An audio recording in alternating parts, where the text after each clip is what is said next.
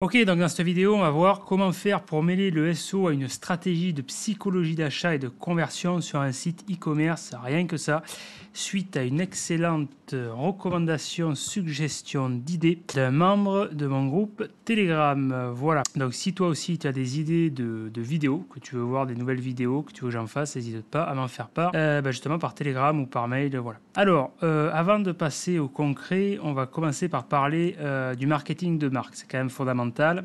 Donc le marketing de marque, c'est quoi? Ou le marketing tout court d'ailleurs. Résumé en une phrase, votre marque est ce que vous faites, vos produits sont comment vous le faites, votre marketing est pourquoi vous le faites et le client c'est vous. Voilà une phrase tirée de mon cher ami Laurent Berthet qui fera sûrement l'objet d'une prochaine interview. Voilà. Alors, votre marque est ce que vous faites. Ça veut dire ce que ça veut dire. Votre marque est ce que vous faites, c'est-à-dire qu'en fait, votre marque se reflète dans vos actions, elle se reflète dans tes actions, dans ce que tu fais. Bon, là, c'est le cas vraiment appliqué à ce qu'on appelle du personal branding, c'est-à-dire gestion de marque personnelle. Bon, je vais pas, comment dire, même si c'est un sujet qui me tient à cœur, parce que ça me concerne en plus avec le projet SEO for Maker, je trouve ça passionnant, mais je vais pas m'attarder sur ce sujet-là, parce que je pense qu'on est légèrement hors sujet. L'objectif de cette vidéo ici, c'est vraiment plus sur un site e-commerce, où il n'y a pas vraiment le cadre de personal branding, ou alors, si c'est appliqué au SEO en tant qu'édition de site, il n'y a pas trop de gestion de marque, c'est plutôt du marketing, on va dire, assez basique. Ou alors, tu gères un site e-commerce, tu as une entreprise à faire tourner vraiment, quand j'accompagne par exemple des clients, mais on n'est quand même pas dans le cadre du personal branding, on est dans le cadre d'une marque, on va dire, classique, une marque d'une personne morale où c'est pas tout à fait pareil, mais le principe est à peu près le même. Donc, ta marque, c'est ce que tu fais, donc c'est tes actions.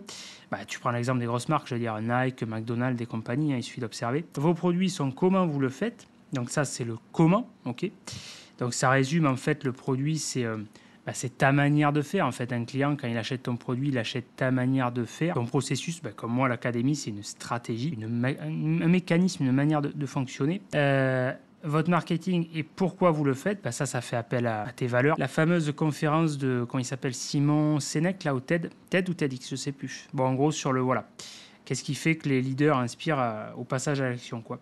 Et c'est le pourquoi. Un excellent exemple, c'est par exemple Apple. Apple, quand il vend, quand il vend ses produits Macintosh, ses produits iPhone, etc. Ce qu'il vend avant tout, c'est pas tant un produit, c'est pas du tout des caractéristiques produits. C'est pourquoi il vend une vision en fait, une vision marketing, une vision du monde, etc.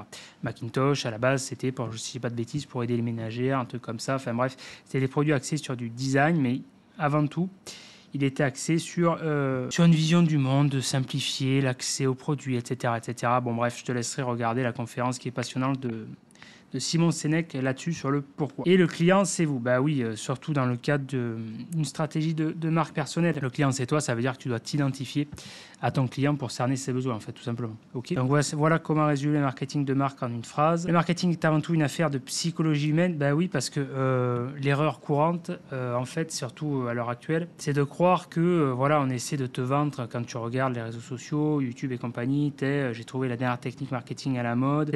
C'est comme le SEO, les plans B. En fait, si tu vas par là, il y a telle technique qui marche, nanana. Tout ça, c'est bien, c'est raccourci, c'est pseudo-hack. Et c'est ce que j'expliquais d'ailleurs dans une des dernières vidéos sur des techniques que j'avais partagées. C'est bien en soi, la technique, c'est cool. Mais c'est pas ça le plus important. C'est pour ça que moi, je m'en fous dans l'absolu de ces trucs. C'est surtout le mindset, en fait, le mécanisme derrière. Qu'est-ce qui a permis d'arriver à cette technique-là? Quel est le mécanisme qui a permis de trouver cette faille-là? D'accord? Qu'est-ce qu'il y a derrière? Et le plus important, c'est que souvent, on en revient toujours à ça, c'est la base, c'est la psychologie humaine.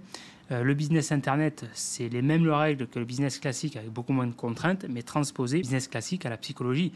Les premiers marketeurs, c'est ceux qui envoyaient on va même pas parler des infolettes, les bons vieux flyers, là, tu sais, dans ta boîte aux lettres et compagnie, tu vois, ils rédigeaient, c'est l'ancêtre, on va dire, ce qu'on appelle du copywriting, de faire en sorte, que quand tu reçois une publicité, ça te donne envie tout simplement d'acheter. Ok, c'est la base. Donc c'est la psychologie, en gros, c'est de cerner tes besoins et c'est les mécanismes d'influence, de manipulation qui sont bien plus vendeurs et qui sont surtout, c'est des mécanismes qui ont fait des preuves qui sont viables sur le long terme. C'est les compétences que Stan Leloup, Marketing Mania, des compétences profondes qui permettent de tenir, d'appliquer ces mécanismes, d'avoir un business viable sur le long terme, alors que la pseudo-technique à l'instant T va peut-être marcher 6 mois, 1 an ou j'en sais rien, et au bout d'un moment elle va être cramée. Voilà, c'est pas avec ça que tu vas gagner des pépettes sur le long terme et que tu vas surtout fidéliser tes clients. Okay. Donc, oublie les techniques marketing à la con, les pseudo-hacks qui ne sont qu'un écran de fumée. Ça, c'est vraiment un outil de distraction pour faire mumuse. Voilà. Donc, ce qui fait vendre, c'est la capacité à se mettre à la place de ton client. C'est vraiment ça, hein, s'identifier. Donc, ton marketing, il doit transpirer tes valeurs. Ok.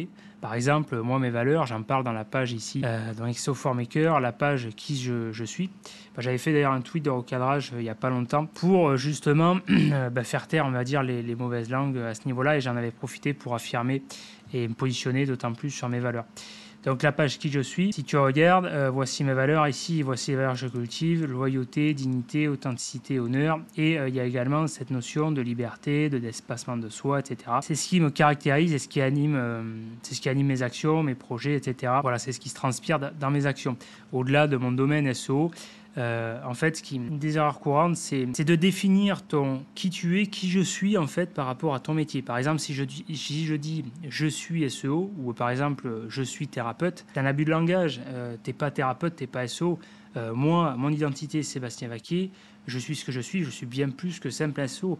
SEO, c'est une casquette, c'est un domaine, d'accord, c'est un domaine de compétences sur lequel j'ai acquis une spécialité depuis 2008. Donc, au moment où je fais cette vidéo, on est en 2023, donc ça fait 15 ans. Voilà. Ça fait partie de ma personne en tant qu'individu, mais je suis bien plus que SEO, d'accord. Moi, en tant qu'individu, Sébastien Vaquier, là, au jour d'aujourd'hui, je gère ma marque personnelle, le projet SEO for Maker qui me tient à cœur. Je suis formateur dans le domaine SEO, d'accord. Je suis indépendant parce que je suis entrepreneur et à ce titre, je me dois d'intervenir sur plusieurs casquettes, sur l'aspect gestion, administrative, etc., etc. Et il y a ce domaine de compétences, mon domaine d'activité SEO. Je suis également éditeur de sites parce que je gère des sites à titre personnel, d'accord. Et etc., etc. Voilà, j'aime le sport, etc. Tu vois, mais ça se cantonne pas à ça. Je suis SEO, je suis ci, je suis ça. Okay. Bon, là c'est pareil, c'est ton client quand il achète, c'est tes valeurs, ok, c'est ce en quoi tu crois, ta vision, etc. D'accord. Il doit reposer sur une identité forte, des contenus clivants, il doit provoquer un fort sentiment d'appartenance et d'identification, ça j'en reparlerai plus tard à la fin. Pour te présenter un peu le contexte, le client n'achète pas ton produit, il achète ta philosophie derrière ton produit. C'est ici notamment dans le cadre d'une marque personnelle. Okay. Le pourquoi tu le fais, ta vision associée, ça c'est important. Parce que pourquoi je te parle de ça, même si ça peut te sembler abstrait, t'inquiète pas, je vais parler d'exemples concrets. Parce qu'en fait, souvent l'erreur, c'est de chercher de suite sur le comment. Et c'est pour ça qu'on en revient à la conférence de Simon Sinek sur le pourquoi. C'est fondamental le pourquoi. Pourquoi tu le fais, ton positionnement. Parce qu'en fait, si tu te contentes de simplement, on va dire, vendre un produit, d'accord, comme n'importe quel concurrent, tu vas être noyé dans un océan, une masse.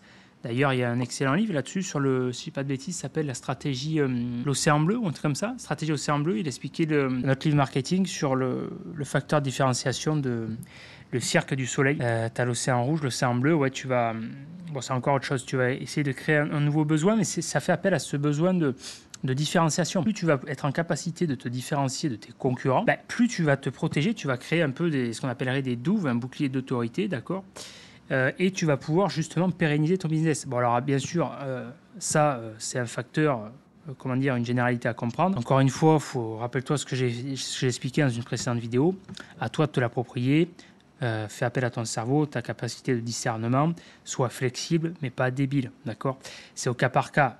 Il y a des business qui vont s'y prêter, d'autres non. Il y a des marchés de niche sur lesquels il n'y a pas besoin de réinventer la roue, d'accord. Par exemple, un exemple qui me vient, c'est la plomberie. Bon, le mec, je sais, c'est possible, attention, hein, c'est plus délicat. Mais le mec, généralement, tu as une fuite d'eau ou quoi, tu fais appel à un plombier. Bon, je suis pas sûr que c'est un domaine sur lequel il y a un besoin de différenciation énorme.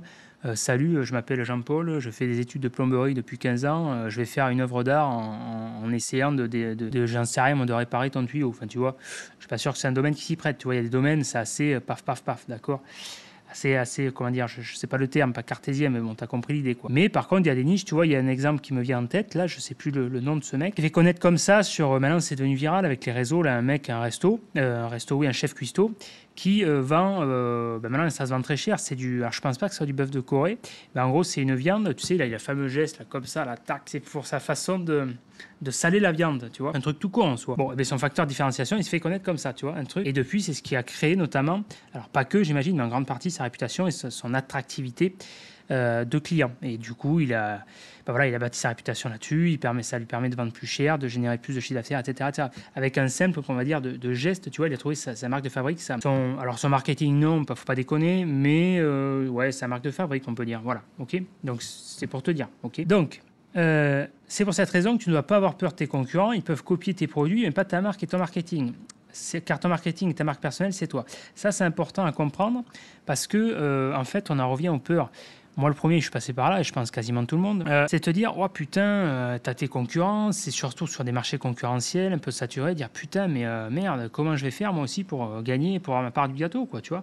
Ben, on en revient à ça, aux besoins de différenciation, où par exemple, t'as un mec qui va te copier et tout. Au début, ça me faisait peur. Moi, je me suis dit, mais attends, c'est pareil, tu vois. Un exemple concret. Le projet Software Maker, quand je l'ai mis en place, donc il y a, je sais plus, peut-être 2020, comme ça, j'ai commencé à bosser dessus. C'est un truc qui me tient à cœur depuis des années. Et au départ, pareil, une des premières peurs, je me dis, oh, papa, attends, comment je protège ça? Tu vois les douves, attends, y aller, parce que je sais que c'est un milieu de requins, hein, tout le monde n'est pas bien intentionné. Comment je fais ça? J'ai anticipé l'idée d'entrer. Attends, s'il y a un mec qui copie admettons, il va licher, il va copier ma formation, etc. Il va chercher à faire comme moi. Comment je fais pour protéger ça? Ok. Alors oui, d'accord, tu as l'aspect juridique, tu peux ok, mettre un procès, etc. Mais bon, c'est pas le but non plus, tu vois, pas que ça à foutre. Dire ok. Mais en fait, je me suis posé 5 minutes et j'ai discuté justement avec des mecs passionnants. Donc j'ai envie d'interviewer là prochainement Laurent Bertin, justement, un mec passionné, spécialiste dans la connaissance de soi, très très bon, qui connaît très bien son sujet, qui a une capacité à t'amener là où il faut. Et pareil, alors je ne vais pas citer son nom pour l'instant, mais j'aimerais bien l'interviewer également aussi. Un mec, je ne sais pas si dans les SO il est connu, mais Bastien, j'en dirai pas plus. Mais un mentaliste, pareil, et SO, très bon là-dedans. Mais tout ça pour dire que, me plongeant, parce que la psychologie humaine, vraiment, c'est vraiment quelque chose qui m'intéresse, décrypter ce genre de choses. Et j'en suis arrivé à la conclusion qu'au final, je me dis, mais finalement, c'est complètement con. T'as pas besoin d'avoir peur de tes concurrents. À partir du moment où tu apportes quelque chose qui est, entre guillemets, inattaquable. C'est-à-dire que là, par exemple, je vends des formations SO sur mon site. Demain, j'ai un mec qui se met à copier mon programme. Forcément, sur l'aspect juridique, je vais le défoncer la gueule. Ça, c'est clair, je vais faire ce qu'il faut. Ça, c'est clair, je vais m'en occuper, je vais l'écraser comme il faut. Mais ça va pas être un frein à mon business dans l'absolu. Parce que même si le mec, il te copie ton produit, à la base, mon audience, celle qui me suit, c'est pas ça, c'est pas pour mon produit en soi. Bien plus que ça, c'est pour ce que j'apporte derrière, pour la valeur que j'incarne, d'accord, pour ma personnalité. C'est pour ça que l'audience me suit. Au jour d'aujourd'hui, j'ai pas la plus grosse audience en SEO. Ça, c'est pareil. Un autre exemple que je vais te donner, là, tu vois, auquel j'ai pensé. Tu vois, je parle de mes peurs aussi, parce que mes échecs, parce que ça, je le dis, c'est vraiment un problème en France culturel. On parle toujours de ses réussites, et c'est mal vu de parler de ses échecs, de ses faiblesses, de ses vulnérabilités, etc. Moi, j'ai aucun souci avec ça. J'ai fait une vidéo sur les échecs et je parle vraiment de la réalité. C'est pareil, c'est quelque chose qui m'a traversé l'esprit au départ. Donc, j'avais peur de ça. Je me suis dit, ok, le mec, il me copie. Mais derrière, l'audience que j'ai, elle me suit pour ce que j'incarne, en fait. Elle me dit, ok, Seb, et dans mon audience, il me le suit sur Telegram, par mail, etc. On me le dit, on me dit, Seb, putain, pourquoi j'ai acheté? En gros, je leur ai demandé, je dis, pourquoi t'as acheté ma formation? Pourquoi tu as acheté mon programme? En gros, parce que ce qui m'a plu chez toi, c'est que j'ai vu que tu n'étais pas un guignol, j'ai vu que tu n'étais pas un vendeur de rêve, j'ai vu que tu étais compétent, que tu avais une expertise, une connaissance, ok? Et donc tu es congruent, tu es cohérent, et donc c'est ce qui fait que j'achète chez toi, je te suis. Je te fais confiance, en gros, d'accord? Et c'est pour ça que j'achète. Le mec, il peut copier ce qu'il veut, mais par contre, c'est impossible à ce qu'il copie toi ce que tu incarnes. Parce que la seule personne qui incarne tes valeurs, c'est toi. C'est-à-dire que le mec, si derrière, c'est un enculé, c'est un requin, c'est tout ce que tu veux, il peut pas te copier. Moi, par exemple, j'ai une valeur d'authenticité, de loyauté qui est très forte. Je suis très exigeant envers les autres parce que je suis très exigeant envers moi-même. Ok? Donc, j'en demande autant aux autres qu'à moi-même. Si le mec, derrière, il a l'opposé de mes valeurs, des valeurs d'authenticité, de loyauté, d'honneur que je parle ici, d'accord, qui va juste essayer de faire du fric, il peut pas incarner cette valeur, c'est impossible. À partir du moment où tu n'incarnes pas ta valeur, t'es pas cohérent en fait, t'es pas cohérent, ça se ressent. L'humain à un moment donné, il est pas con, d'accord. Voilà. Donc ça, c'est impossible à copier. Une autre peur que j'avais, enfin c'est pas une peur à ce niveau-là, mais c'est quand même lié, voilà, c'est le fait, j'avais cette envie.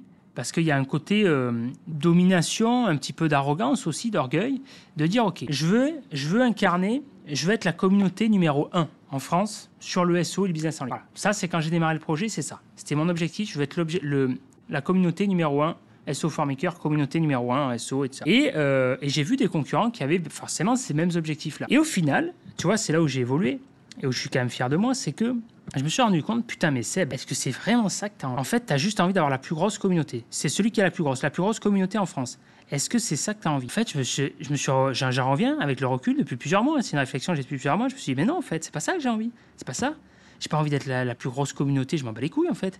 Parce que pourquoi? Admettons, tu as 10 000, tu as des mecs qui vont avoir 15 000 ou 17 000, j'en sais rien, référenceurs, webmasters, peu importe, des personnes qui sont intéressées de près ou de loin. Alors, je parle du référencement et j'insiste sur le terme aussi business en ligne. C'est pour ça que je vais faire des interviews qui vont dans ce sens, faire une transition, parce que pour moi, le référencement, voilà, c'est ma spécialité depuis 2008. Mais c'est quelque chose qui, au jour d'aujourd'hui, comment dire, je prends quand même moins de plaisir ces dernières années là-dedans parce que, ben voilà, au bout de 15 ans, j'ai fait le tour du sujet, je m'emmerde un peu. Et de plus en plus, c'est vraiment sur le business en ligne en termes général. Alors, business en ligne, c'est délicat parce que le business en ligne, c'est une passion depuis toujours. Hein. À la base, j'ai pas dit, je veux le faire à saut. C'était, je veux travailler, je veux être dans le business en ligne. Voilà, c'est ça. J'avais pas le métier en tant que tel. Ça m'est venu sur le tas. Quand on m'a présenté ça sur 2008, c'est un truc, c'est Flasher référenceur. Je dis pourquoi pas, j'essaye. Bon. Et Flasher cherche pas, ça n'existe plus. Et donc, du coup, voilà, c'est business en ligne, c'est comment gagner de l'argent en ligne, mais surtout comment, à la valeur, on en revient à ça, la valeur liberté, comment avoir un business simple, passionnant, qui me permet voilà, d'avoir un business nomade, pouvoir travailler d'où je veux, etc. C'est vraiment ce côté-là qui a été introduit également en 2010 avec Jean Rivière qui a quand même été à l'origine, je pense, du mouvement Digital Nomade en France. Et voilà, et 2000, je sais plus, 2008, bref, on s'en fout. Quand j'ai commencé là-dedans, c'est une attraction voilà, forte pour le domaine interne. Mais toujours est-il que c'est quelque chose qui m'animait. Mais c'est plus au jour d'aujourd'hui, moi c'est la formation depuis mes premiers amours, je prends énormément de plaisir à faire ça, d'accord, sur la formation. Et tu vois, c'est pareil, il y a tellement de choses à dire, ça me tient à cœur. Même si t'inquiète pas, on va parler de l'e-commerce, tu peux avancer la vidéo si tu veux, mais moi ça me tient à cœur. C'est pareil, la formation, quand j'ai commencé dans le milieu, donc en 2008, j'ai dû faire la formation, je sais pas, peut-être un an après, 2010, peut-être 2010, un an et demi, 2010. Voilà, je commençais vraiment à être bon là-dedans en 2010. Et j'ai pris énormément de plaisir là-dedans. Au départ, j'avais cette vision de technicien. Je garde ma connaissance, je ne forme pas les autres, je garde mon savoir. Ok, parce que tu as besoin de prendre confiance, tu as besoin un peu, voilà, aussi par orgueil, arrogance. Voilà, ok, tu es un jeune con, voilà. Tac, ok. Égoïste aussi, tu gardes ton truc pour toi. Puis à la fin, tac, je dis allez, je vais former, tac, tac. J'ai donné des cours à l'université, j'ai formé mon équipe aussi, j'ai monté mon équipe, tout ça. Donc j'ai formé les mecs, j'ai formé les clients, etc. Et putain, j'ai kiffé ma race, quoi. Je me suis dit, waouh. En fait, c'est ça qui est la transmission, vraiment. D'aider un mec à un point A à un point B. Ok, tu l'amènes ça à là. Et ça, je retourne à mes premiers amours aujourd'hui parce que c'est quelque chose que je kiffe, c'est là où je prends le plus de plaisir, plutôt que tu vois, au jour d'aujourd'hui, avant, quand donc j'ai positionné le site de mon ancienne agence, Publica, en première position sur le mot-clé agence de communication pendant 5 ans, tous les mots-clés de la thématique, agence de communication Montpellier, Paris, Marseille, etc. Et j'étais fier de ça, j'étais content. Mais au jour d'aujourd'hui, honnêtement, c'est pas là où je prends le plus de plaisir parce que j'ai évolué. En tant qu'individu, tu évolues, d'accord? Si aujourd'hui tu me dis qu'est-ce qui te fait kiffer, est-ce que c'est le fait de dominer les premières positions, d'être en première position sur tel mot-clé? Honnêtement, non, ça me fait moins kiffer qu'avant. Par contre, si tu me dis ok, je vais aider ce mec-là, je le vois qui galère, ok, il doit faire face à je sais pas combien d'outils, je sais pas combien d'informations à traiter et tout, il sait pas par où commencer. Putain, ce mec-là, si je vois que il est là, je peux l'amener là, ouais, là, ça va me faire kiffer. Et qu'est-ce qui a fait que j'ai attendu aussi longtemps avant de faire ce projet-là, parce qu'encore une fois, on en revient à des barrières mentales. Alors ça, j'en parlerai plus loin. Des barrières mentales, des croyances mentales. Pourquoi? Parce qu'il y a un a priori en France, c'est pareil, c'est beaucoup culturel, ça. C'est ce côté, allez, formateur, en gros, t'es vendeur de formation, t'es pas légitime, etc., parce que t'arrives pas, en gros, sous-entendu, t'arrives pas à gagner de l'argent avec tes propres sites, etc. Tu vois? Et ça, c'est vraiment, encore une fois, une croyance limitante. C'est qu'il y en a, encore une fois, il y en a qui sont faits pour être techniciens, il y en a qui ne sont pas faits pour être formateurs. Il y en a qui sont très bons techniciens, il y en a qui sont très nuls en formation. Il y en a qui peuvent être très bons en formation, qui peuvent être très nuls en tant que technicien. Et il y en a qui, c'est rare, qui peuvent être bons en technicien et bons en formation. D'avoir la capacité à transmettre et cette capacité de compétences également. Il y en a qui peuvent être très compétents, mais des quiches en formateur, etc. Et tu peux avoir les deux. Okay. Moi, vraiment, c'est ce qui m'intéresse. Et après, c'est pour ça que je m'assume de plus en plus dans ma marque et c'est pour ça que je t'en parle parce que ça fait partie du marketing. C'est l'état d'esprit de la psychologie. Au jour d'aujourd'hui, je gère beaucoup mieux cette pression sociale, ces haters, on va dire, qu'avant. Et c'est pour ça que je suis prêt à m'exposer autant alors que je ne l'étais pas avant. D'accord ? Bon, ça, c'est du personal branding. Je ne vais pas en parler. Voilà, j'en parlais peut-être dans une autre vidéo, on va revenir là-bas. Alors, avant de parler de psychologie d'achat, parlons d'état d'esprit. C'est important de comprendre le marketing reflète l'état d'esprit psychologique dans lequel nous sommes à l'instant T. Ça, c'est important. Donc, livre de référence marketing. Forcément, un livre incontournable. D'ailleurs, c'est pour ça que celui qui m'a suggéré ça en a parlé. Le livre Influence et manipulation de Robert Cialdini. D'ailleurs, tu vois, ici, alors je vais te le faire voir la caméra. Est-ce que j'ai le retour caméra? Là, voilà, là, ici. Ici, donc, le livre que j'ai emporté avec moi en voyage, bon, il est un peu souffert, le pauvre, parce que ça fait 6 mois qu'il voyage en sac à dos. Page 200, les moutons de Panurge. Voilà, je sais pas si on le voit à la caméra. Et donc, du coup, putain, il y a les blocs-notes. Donc, voilà. Pourquoi il est intéressant? Encore une fois, c'est la psychologie, la manipulation. Bon, j'aime pas trop ce terme parce qu'il y a une connotation péjorative, mais c'est très important. Bon, je vais pas t'expliquer tout le livre parce que la vidéo va durer 10 plombes, juste dans les grandes lignes. Donc, tu as la règle de réciprocité, c'est des principes connus, archi connus maintenant, pour peu que tu t'y intéresses. Page 37, la règle de réciprocité, je vais y arriver, c'est quoi? En gros, un exemple qui me vient en voyage, tu vois. Tu as des touristes, qui veulent être pris en photo, forcément. Par exemple, les couples, ceux qui sont tout seuls, ceux qui sont en famille, ok. Toi, tu arrives, tu es là, voulez-vous prendre une photo? Bah oui, ils vont être sympas, tu vois, la plupart du temps, on va dire « Ah ouais, 9 fois sur 10 ». Il y en a, ils vont préférer galérer et prendre en photo. Mais 9 fois sur 10, « Ah merci, c'est gentil », tu vois. Une fois que tu as fait ça, c'est quoi? Soit la personne, elle te propose d'elle-même « Est-ce que toi aussi, tu veux que je te prenne en photo ?» Dans ce cas-là, tu vas dire oui. Ou alors « Est-ce que vous pouvez me prendre en photo aussi avec ma femme ?» Quasiment impossible. Je connais, d'ailleurs, j'allais dire 9 fois sur 10, mais non, 10 sur 10, en fait, je connais aucune personne qui, à ce jour, s'est permise de refuser cette offre-là. C'est ce qu'on appelle une offre irrésistible. Enfin, sinon, tu passerais vraiment pour un gros enculé, quoi. Enfin, t'imagines? Ah, tu m'as pris en photo? Est-ce que tu peux me prendre en photo à ton non, j'ai pas envie. Tu vois? Pourquoi? Parce que c'est un conditionnement profond dans notre psyché humaine. T'es conditionné à ça, en fait. Tu peux pas dire non. Alors, ça dépend ce qu'il y a en jeu. Mais tu vois, c'est vraiment se comprendre ce principe de règle de réciprocité. C'est ce qui est à l'origine également de la plupart des démarchages agressifs. C'est pour ça qu'il vaut mieux les refouler d'entrée. S'ils commencent à s'introduire chez toi, déjà, moi, j'aime pas ce côté-là, c'est vachement intrusif, je déteste ça, voilà, donc là-dessus, je suis impitoyable. Mais ça repose sur ce principe-là, c'est le principe des réunions Tupperware également, aussi. Je t'offre, j'en sais rien, je dis n'importe quoi, je t'offre un jus d'ananas ou je t'offre un tricot et compagnie. Oh, c'est gentil, merci, je t'offre un bon d'achat. Du coup, tu veux pas commander, voilà. C'est ce principe, tu te sens obligé. Ensuite, les moutons de Panurge, bah, ça, bien sûr, hein, il en parle à page 200, c'est le mimétisme social, en fait. Hein, c'est ce qui fait que beaucoup échouent et beaucoup à l'origine du mal-être de beaucoup de monde. La preuve, en gros, le mimétisme social, tu vas suivre voilà, la masse, ton voisin. Si tu as 90% de, par exemple, de SEO qui disent, je sais pas moi, la balise keyword marche plus, bon, bah, tu vas pas chercher à tester, tu vas dire, ok, 90%, la majorité dit ça, alors je prends pour argent comptant. Bah non, moi c'est ce qui se passait à l'époque. À un moment donné, alors je sais plus en quelle année, peut-être 2000, j'en sais rien, 2010, 2011, 2012, j'en sais rien.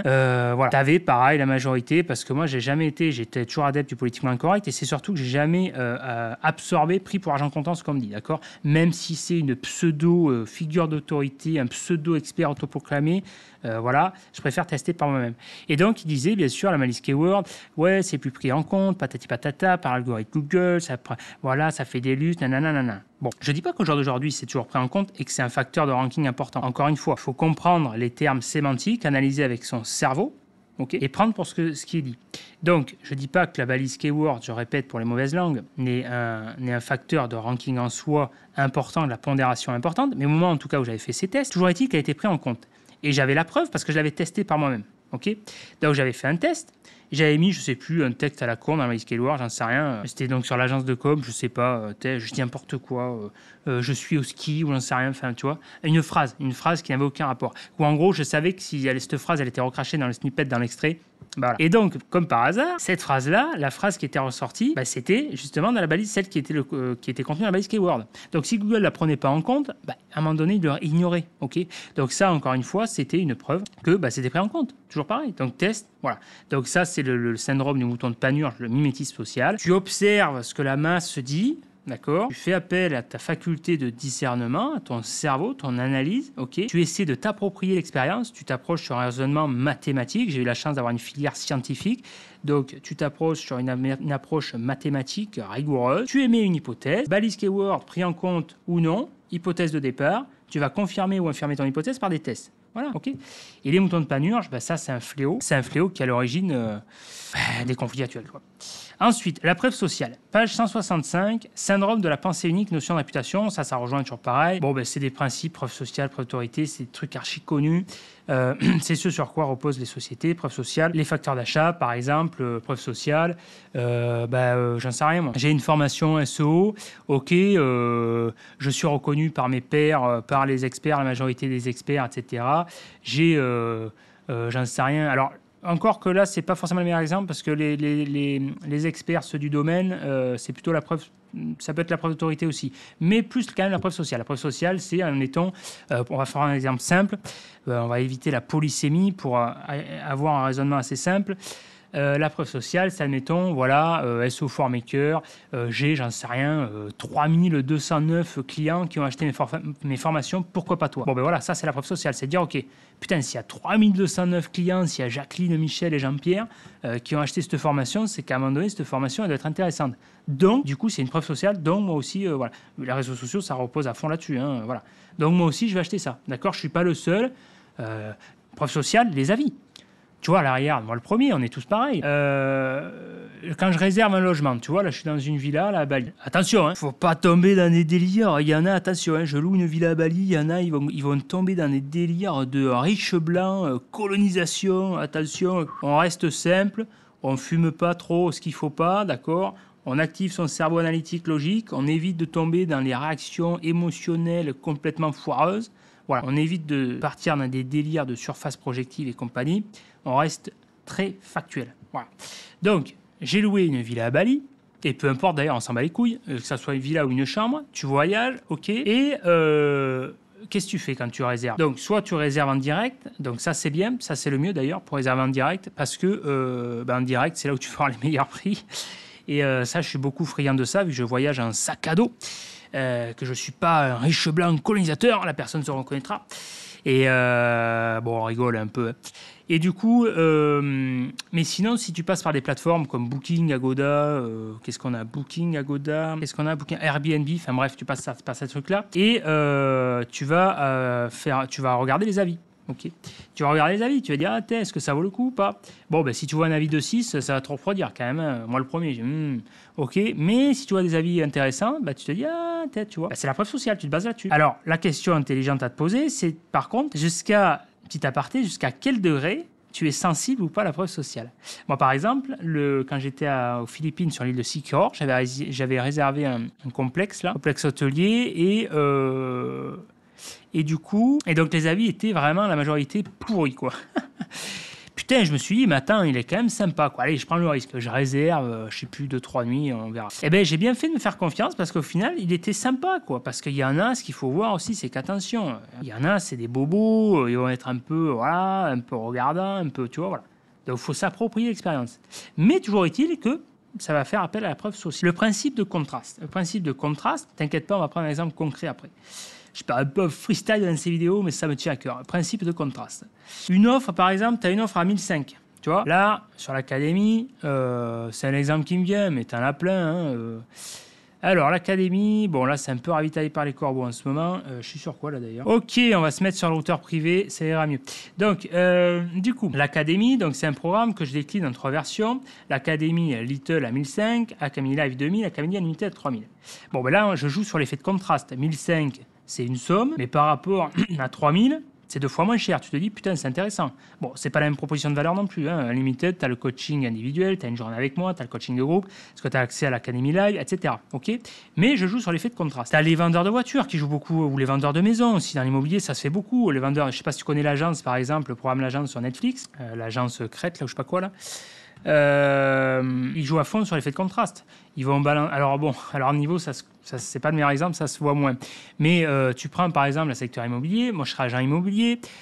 Tu as un mec, j'en sais rien, il définit un budget immobilier. Il a, j'en sais rien, allez, 500 000 € pour un achat immobilier. Bon, ben moi, je suis agent immobilier. Je vais lui faire quoi? Je vais lui faire par exemple une proposition de 3 biens. Je vais cerner ses besoins, 3 biens. Il y en a un, je vais lui faire voir une maison pourrie. D'accord? Admettons, on sait rien, à 450 000 qui va pas vraiment correspondre à ses besoins, qui va tomber limite en ruine, en lambeaux. D'accord? Je vais lui faire voir une maison un peu entre les deux.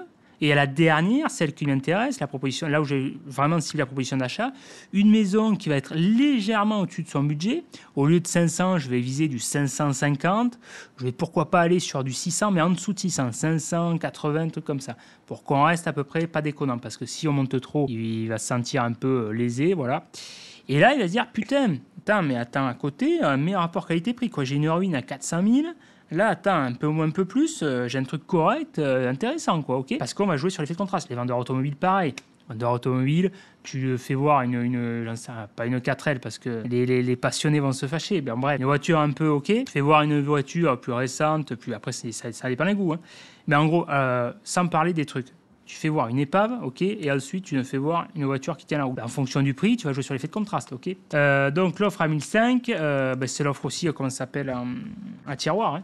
Comparé à l'upsell de 3000 avec coaching perso. Il y en a d'ailleurs, alors il y en a, ça part trop loin, là, moi je trouve ça un peu déconnant. Ça. Il y en a, tu vois, par exemple, ils pourraient, pour vendre l'offre à 1005, ils vont mettre une proposition à 6-7 000. Ils vont jouer à fond sur l'effet de contraste, mais le problème c'est quand c'est trop prononcé. Pour moi, c'est contre-productif parce que tu prends à un moment donné le client pour un con. Voilà quoi, il faut que ça reste une offre qui soit accessible, cohérente. C'est mon avis. Donc 3 000 € en one shot, c'est une somme, mais 3 000 € en option sur un achat 20 000. Tu vois, un exemple, ouais. Donc ça, c'est l'exemple avec le coaching perso là, ici. Mais l'exemple de la voiture, 3 000 en one shot, c'est une somme, ok. Mais 3 000 en option, de suite, c'est pas la même. Tu prends le mec, un vendeur de voiture, il va vendre une voiture à 20 000 balles. Bon, 20 000 balles, si derrière, tu lui vends une option à 3 000, 20 000 sur 3 000, par effet de contraste, si tu es prêt à foutre 20 000, tu peux être prêt à mettre 3 000. Moi, par exemple, à l'époque, j'avais acheté une Renault Mégane, tu vois, c'était à 10 000. 10 000, à la base, tu vois, j'avais pas du tout ce budget-là, j'étais sur un budget à 5 000. 5 000, mais par contre, le mec, il a joué à fond sur le coup de cœur, j'ai budget x2, voilà, 10. Bon, là, en option, ça paraît moins important, le principe de l'upsell. Une fois que le prospect a validé l'action d'achat, par exemple, voiture à 20 000, et seulement à ce moment-là, pas avant. Tu proposes les options une par une.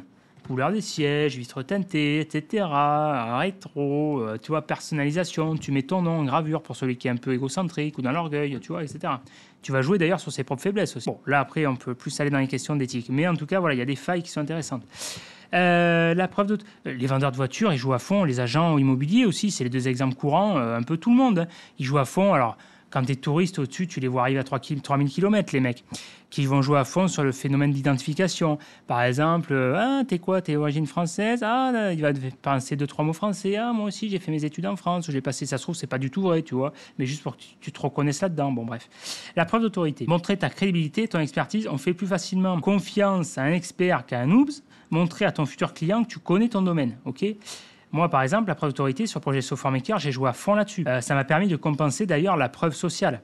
Vu que la preuve sociale, alors je commence maintenant à en avoir, vu que je commence, on va dire, à être reconnu par, entre guillemets, mes pairs, voilà, t'as Julien Jiménez, t'en as d'autres, etc. Mais sinon, j'ai toujours été un petit peu le vilain petit canard là-dedans depuis mes débuts, d'accord, en 2008. Je vais pas citer son nom, mais j'avais fait l'objet de deux billets là-dessus, sur son blog. Bon, quelque part, c'était un prestige, personne n'y a eu droit. Voilà, mais parce que voilà, j'allais à contre-courant, j'ai une personnalité, qui passe pas inaperçue. J'attire l'attention finalement sans faire exprès, mais c'est ma personnalité, je suis comme ça. Mais du coup, je vais pas forcément, je vais pas chercher à plaire en fait. Je veux juste être moi-même. Donc, pour compenser une preuve sociale, surtout au début quand tu démarres dans un projet comme là Software Maker, il faut compenser. Donc moi, j'ai pu compenser par la preuve d'autorité, par une forte, personnalité, crédibilité. J'ai été en capacité de montrer à mes clients que j'étais crédible, que j'étais une figure d'autorité, que j'étais crédible, que je savais de quoi je parlais et surtout que j'étais congruent par rapport à mes valeurs. Voilà. Et ça, le plus important, au final, c'est tes clients. Parce que être reconnu par tes pairs, par la communauté dans ton domaine d'expertise et compagnie, c'est bien, c'est un plus. Déjà, ça fait plaisir, etc. Voilà, c'est une reconnaissance, hein, on en revient à ça, la reconnaissance. Mais au final, c'est pas ça le plus important. Le plus important, c'est que tes clients te reconnaissent pour ce que tu es, d'accord? C'est ça le plus important. Parce que si tu as un mec, si tu as l'expert du coin, tu as Michel ou Janine derrière qui a, j'en sais rien, qui fait une preuve d'autorité, voilà. Si derrière, elle est pas d'accord avec ce que tu dis, elle te dénigre. Souvent, dans ce milieu-là, il y a souvent un orgueil, un melon démesuré. Et souvent, il y a des gens qui font preuve de condescendance. Voilà, moi, je suis pas n'importe qui, je sais de quoi je parle. En gros, montre-moi que tu es digne, que je te fasse confiance, quoi. Tu vois, c'est un peu ça l'idée.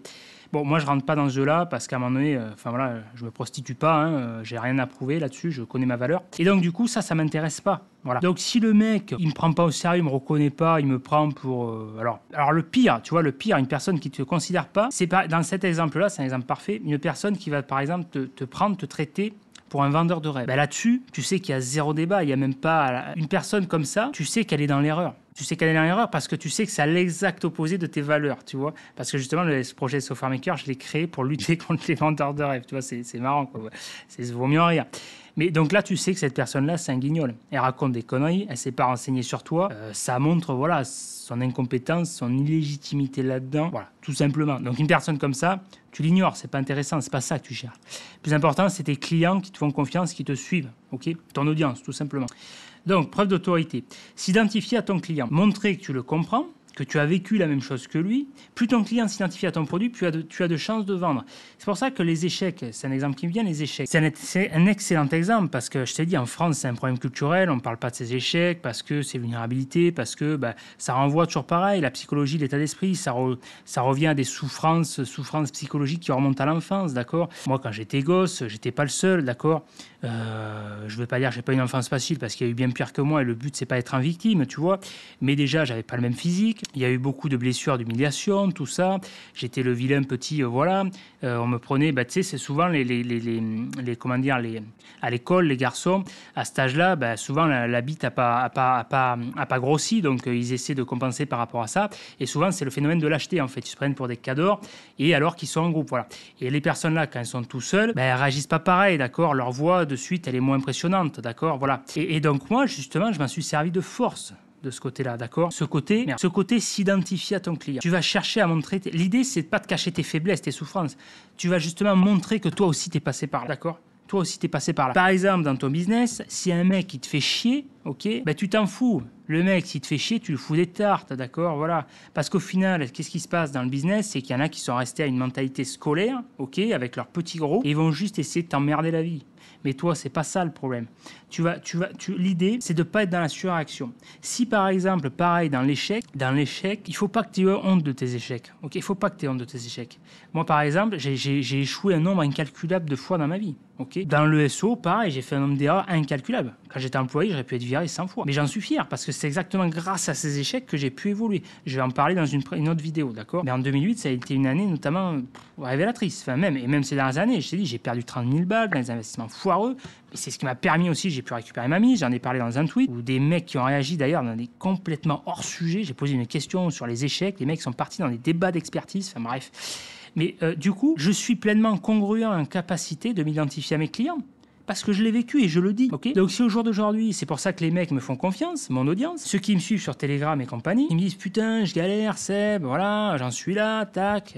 Et je les comprends parce que je suis passé par là. Je suis à leur niveau. L'idée, c'est pas de te dire putain, je suis un cador, voilà, maintenant je suis inattaquable. Non, j'ai commis cette erreur par le passé de croire que je maîtrisais Google. Et heureusement, la vie est le meilleur professeur. Elle te fout des tartes, t'as des retours de karma et t'as des belles leçons d'humilité. Voilà. C'est pour ça que les mecs, des fois, sur Twitter, qui ont des melons de fous, moi, ça me fait rire parce que tôt ou tard, je sais qu'ils vont payer l'addition.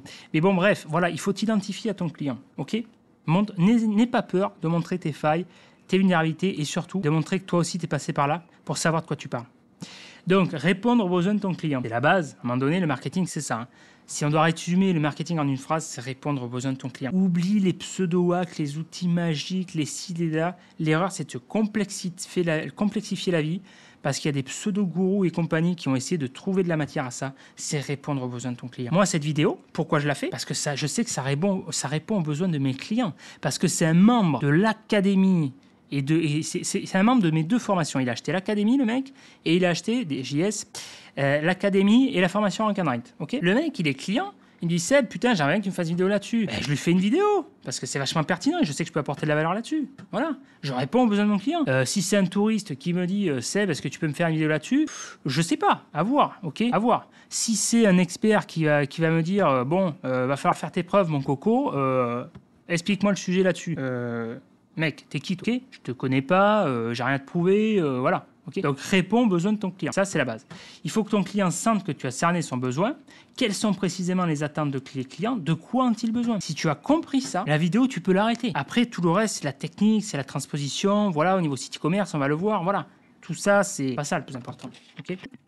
Alors, la fameuse erreur, les caractéristiques du produit vs les bénéfices. Dans la majorité des cas, je dis bien dans la majorité des cas, parce qu'il y a des cas quand même, attention, mais dans la majorité des cas, les clients se contrefoutent des caractéristiques de ton produit. Il cherche juste une solution simple à un problème. L'exemple d'Apple. Le mec, quand il a vendu, c'était quoi là, son iPod, je crois iPod, ouais, c'est ça, les écouteurs, là, je sais pas quoi, les MP3 là. iPod, Non, c'est quoi? Les iPods, c'est les écouteurs maintenant? Bon, je sais plus, je connais pas Apple, moi ça m'intéresse pas. Mais en gros, tu comprends, là, quand il a sorti son MP3, là, c'est quoi? iTunes, il y avait quoi? iPod et je sais pas quoi. Bon, bref, le MP3 d'Apple, là, ok? Et donc, du coup, il a pas vendu, une capacité d'enregistrement, de temps de musique, voilà. Bah, il a vendu, en gros, un outil simple que tu vas pouvoir, il est axé sur le bénéfice. Grâce à ce produit-là, tu vas pouvoir emmener ta bibliothèque musicale avec toi, ok? Ouais, je fais une recherche pour vérifier, ça m'intéresse tellement pas. Ouais, c'est ça, MP3 Apple, c'est les iPods, ouais, c'est ça. Donc du coup, c'est ça, tu vois, c'est ça qu'il a vendu, c'est les bénéfices. Parce que surtout que, encore une fois, ça dépend de ton marché cible, en fait, c'est ça le plus important. Je vais en parler là, mais ça dépend de ton marché cible. C'est une histoire de la stratégie. Alors, regarde ça. En fonction de ton marché cible, tu dois adapter ton discours, ok? Les mecs, surtout Apple, c'est un excellent exemple, ils recherchent de la simplicité, d'accord? Les mecs qui ont Apple, les designers, des compagnies, c'est beaucoup axé. D'ailleurs, ma femme, elle a pris Apple parce que ça correspondait totalement à son besoin. C'était le marché, le client cible. Elle voulait un PC léger, sans ventilateur qui fasse pas, enfin, un ventilateur qui fasse pas de bruit. Bon, elle a réglé le problème d'entrée. Je lui ai dit, écoute, tu vas te mettre d'accord. Tu vas prendre le MacBook, là, le Air, je crois, ou t'as le MacBook Pro et le MacBook Air. Non, le MacBook Air, le M2, il n'a pas de ventilateur. Donc, tu vas pas être emmerdé par le bruit de ventilation des cartes graphiques. Voilà. Ce problème, il est réglé à la base. Elle voulait la légèreté. Tout le contraire de moi, parce que moi, c'est un tank qui fait 3,5 kg, la station de travail, enfin 2,7 kg, mais plus le chargeur, voilà la brique, 3,5 kg. Mais par contre, je ne suis pas du tout le même marché cible. Moi, le Mac, en 2 jours, je l'envoie à la poubelle, ça me pète les couilles. Ok, je ne peux pas bidouiller, je ne peux pas faire ce que je veux, voilà. Mais ça répond à un besoin. Par contre, Mac, où il est très fort, et je suis très étonné d'ailleurs qu'il se passe en argumentaire là-dessus. Putain, mais Mac, par contre, il peut axer sur les digital nomades. Parce que la majorité des digital nomades, sauf les mecs comme moi qui sont assez spécialistes. Moi, j'aime bien me faire au cerveau, j'aime bien comprendre, voilà. Mais sinon, la majorité des mecs, ils veulent, comme ma femme, un truc tout simple, un truc léger, voilà. T'as l'impression que tu amènes un tableau avec toi. C'est comme la tablette, l'iPad, là, tu vois. C'est léger, c'est vrai que là-dessus, c'est très tentant. Il y a des arguments, voilà, très léger, très, voilà. Mais il faut que ça réponde à ton marché cible. Elle voulait un truc simple, elle veut pas s'emmerder, un truc très, très simple. Ça correspond à son besoin. Ils veulent très bien là-dessus. Voilà. Donc, il faut voir à qui tu t'adresses. Mais là, le Mac, moi, ma femme, quand je lui ai parlé du MacBook, quand je l'ai vendu, pas déconner, mais c'est un peu ça quand même. Quand je lui ai vendu son truc, je lui ai pas dit, ouais, alors ça, en fait, il n'y a pas de ventilateur. Enfin, si, je lui ai dit, mais j'ai resté simple. Je lui ai pas dit, donc en fait, le MacBook, il faut que tu comprennes que la différence par rapport à une station de travail, en fait, tout le circuit est intégré. Alors, si tu veux changer ta carte mémoire, ensuite ta carte graphique, etc., ma femme, elle s'en fout de ça, tu vois, elle s'en fout. Dire, t'es gentil, mais moi, ça m'intéresse pas. Concrètement, est-ce que ça... Voilà. Bon, il faut lui parler en langage simple. Voilà. Et bien là, c'est exactement pareil pour ta cible. Tu prends, j'en sais rien, moi, un mec, tu vois. Alors là, ça va pas être les meilleurs exemples parce que moi, je suis passionné par les trucs techniques très, très pointus. Qu'est-ce que je pourrais te donner un exemple? Putain, j'ai pris les niches de pointus. Bon, si je prends, j'en sais rien, produit, parce que ça m'intéresse pas, moi, quand c'est simple. Mais qu'est-ce qu'on peut avoir? Donc, tu as Apple, qu'est-ce qu'on a? Dropshipping, les mecs qui veulent des trucs simples, ça, c'est un parfait exemple aussi. Tu prends des médailles, j'en sais rien, médailles d'argent, médailles... il y a Pascal, il a sorti une niche à laquelle il voulait s'attaquer, il a sur Twitter il n'y a pas longtemps. Attends. Tu vois, là, Pascal, là, tu vois, il a dit sur Twitter, tiens, je vois une nouvelle thématique attaquée, carabine à plomb. Ah merde, non, c'est pas ça. Il y avait une autre... Non, ça va être un peu décidément. Bon, je te fais voir des exemples de niche, mais ça, c'est pareil. Les mecs, à mon avis... Ouais, quoique bon, lacrymogène, ça peut cibler, tu vois, un public féminin qui n'a pas envie de s'emmerder sur les détails techniques, tu vois. Matraque, etc., voilà. À voir. Bon, tu vois l'idée. Ensuite, l'histoire du navire qui tombe en panne. Alors ça, c'est pareil, tu vois, sur les... Pourquoi je l'ai foutu, par contre, dans les caractéristiques produits versus les bénéfices? C'est pas du tout l'emplacement, non. Ça, c'est sur sur la valeur de ton produit, mais je vais quand même t'en parler. Tu vois. Ici, un moteur de navire est tombé en panne et personne ne pouvait le réparer. Alors, ils ont fait venir un gars avec 40 ans d'expérience. Il a inspecté le moteur très soigneusement, de haut en bas. Après avoir examiné les choses, le gars a fouillé dans son sac, a sorti un petit marteau. Il tapota, bon, c'est un peu comme l'histoire du Mexicain, du pêcheur mexicain. Il tapota doucement quelque chose, instantanément, le moteur a repris vite. Tu te doutes bien que dans la vraie vie, ça se passe pas tout à fait comme ça, mais tu as un exemple extrapolé. Le moteur, il tapa doucement quelque chose, instantanément, le moteur a repris vie. Bon, tu as une autre déclinaison. Il a passé, en gros, il a fait le tour du bateau, du navire. Ok, il a expert avec sa grosse boîte à outils et au bout d'un moment, tac, il a donné un coup de marteau à un endroit, le moteur a été réparé, le moteur a redémarré. 7 jours plus tard, le mec a reçu la facture de 10 000 $, ok. Il a dit quoi? Les propriétaires ont dit, vous n'avez pratiquement rien fait, envoyez-nous une facture détaillée. Le mec, il a dit, sur la facture, tape avec un marteau 2 $, savoir où taper 9 998 $. Ne sous-estimez jamais l'expérience. Bon, tu vois que c'est un exemple caricatural, il n'y a personne qui fait ça, bien sûr, dans la vraie vie. Mais en gros, c'est pour te faire voir qu'en gros, ce que tu vends, c'est de l'expérience avant tout. C'est un excellent, d'ailleurs, ça s'adresse principalement à tous les prestataires qui vendent leur temps. C'est pour ça que ça ne m'intéresse plus, d'ailleurs, de vendre mon temps. Parce que mon temps, ça a bien plus de valeur que ça. C'est fondamental. Mais c'est l'erreur numéro 1 des les thérapeutes, ceux qui vendent leur temps, en gros, combien tu vends de l'heure. Moi, je vends plus à l'heure, en fait. Enfin, je veux dire, c'est pas ça. Ce que tu vends, c'est la valeur que tu apportes, ta capacité à résoudre un problème du client. Si le mec, par exemple, ce que je vendais à l'époque, et encore, j'étais très, très, très gentil à l'époque, les pénalités pingouins. Attention, certains experts vont pouvoir entrer dans un conflit. Attention, je vais parler pénalité manuelle Google Penguin. Je vais complètement être hors sol.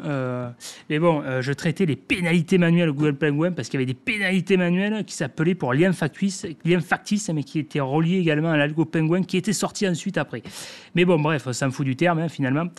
Je traitais les pénalités Penguin, d'accord, lié au lien. Donc, lien factice manuel et l'algo Penguin, le filtre même, ok. Et lien factice, non pas fictif. Et donc, du coup, toujours est-il, j'étais spécialisé malgré moi à l'époque, à force d'enlever et d'en prendre. Et du coup, pourquoi je dis ça ? Parce que oui, ce que je vendais à l'époque, c'était une valeur, c'était pas du temps.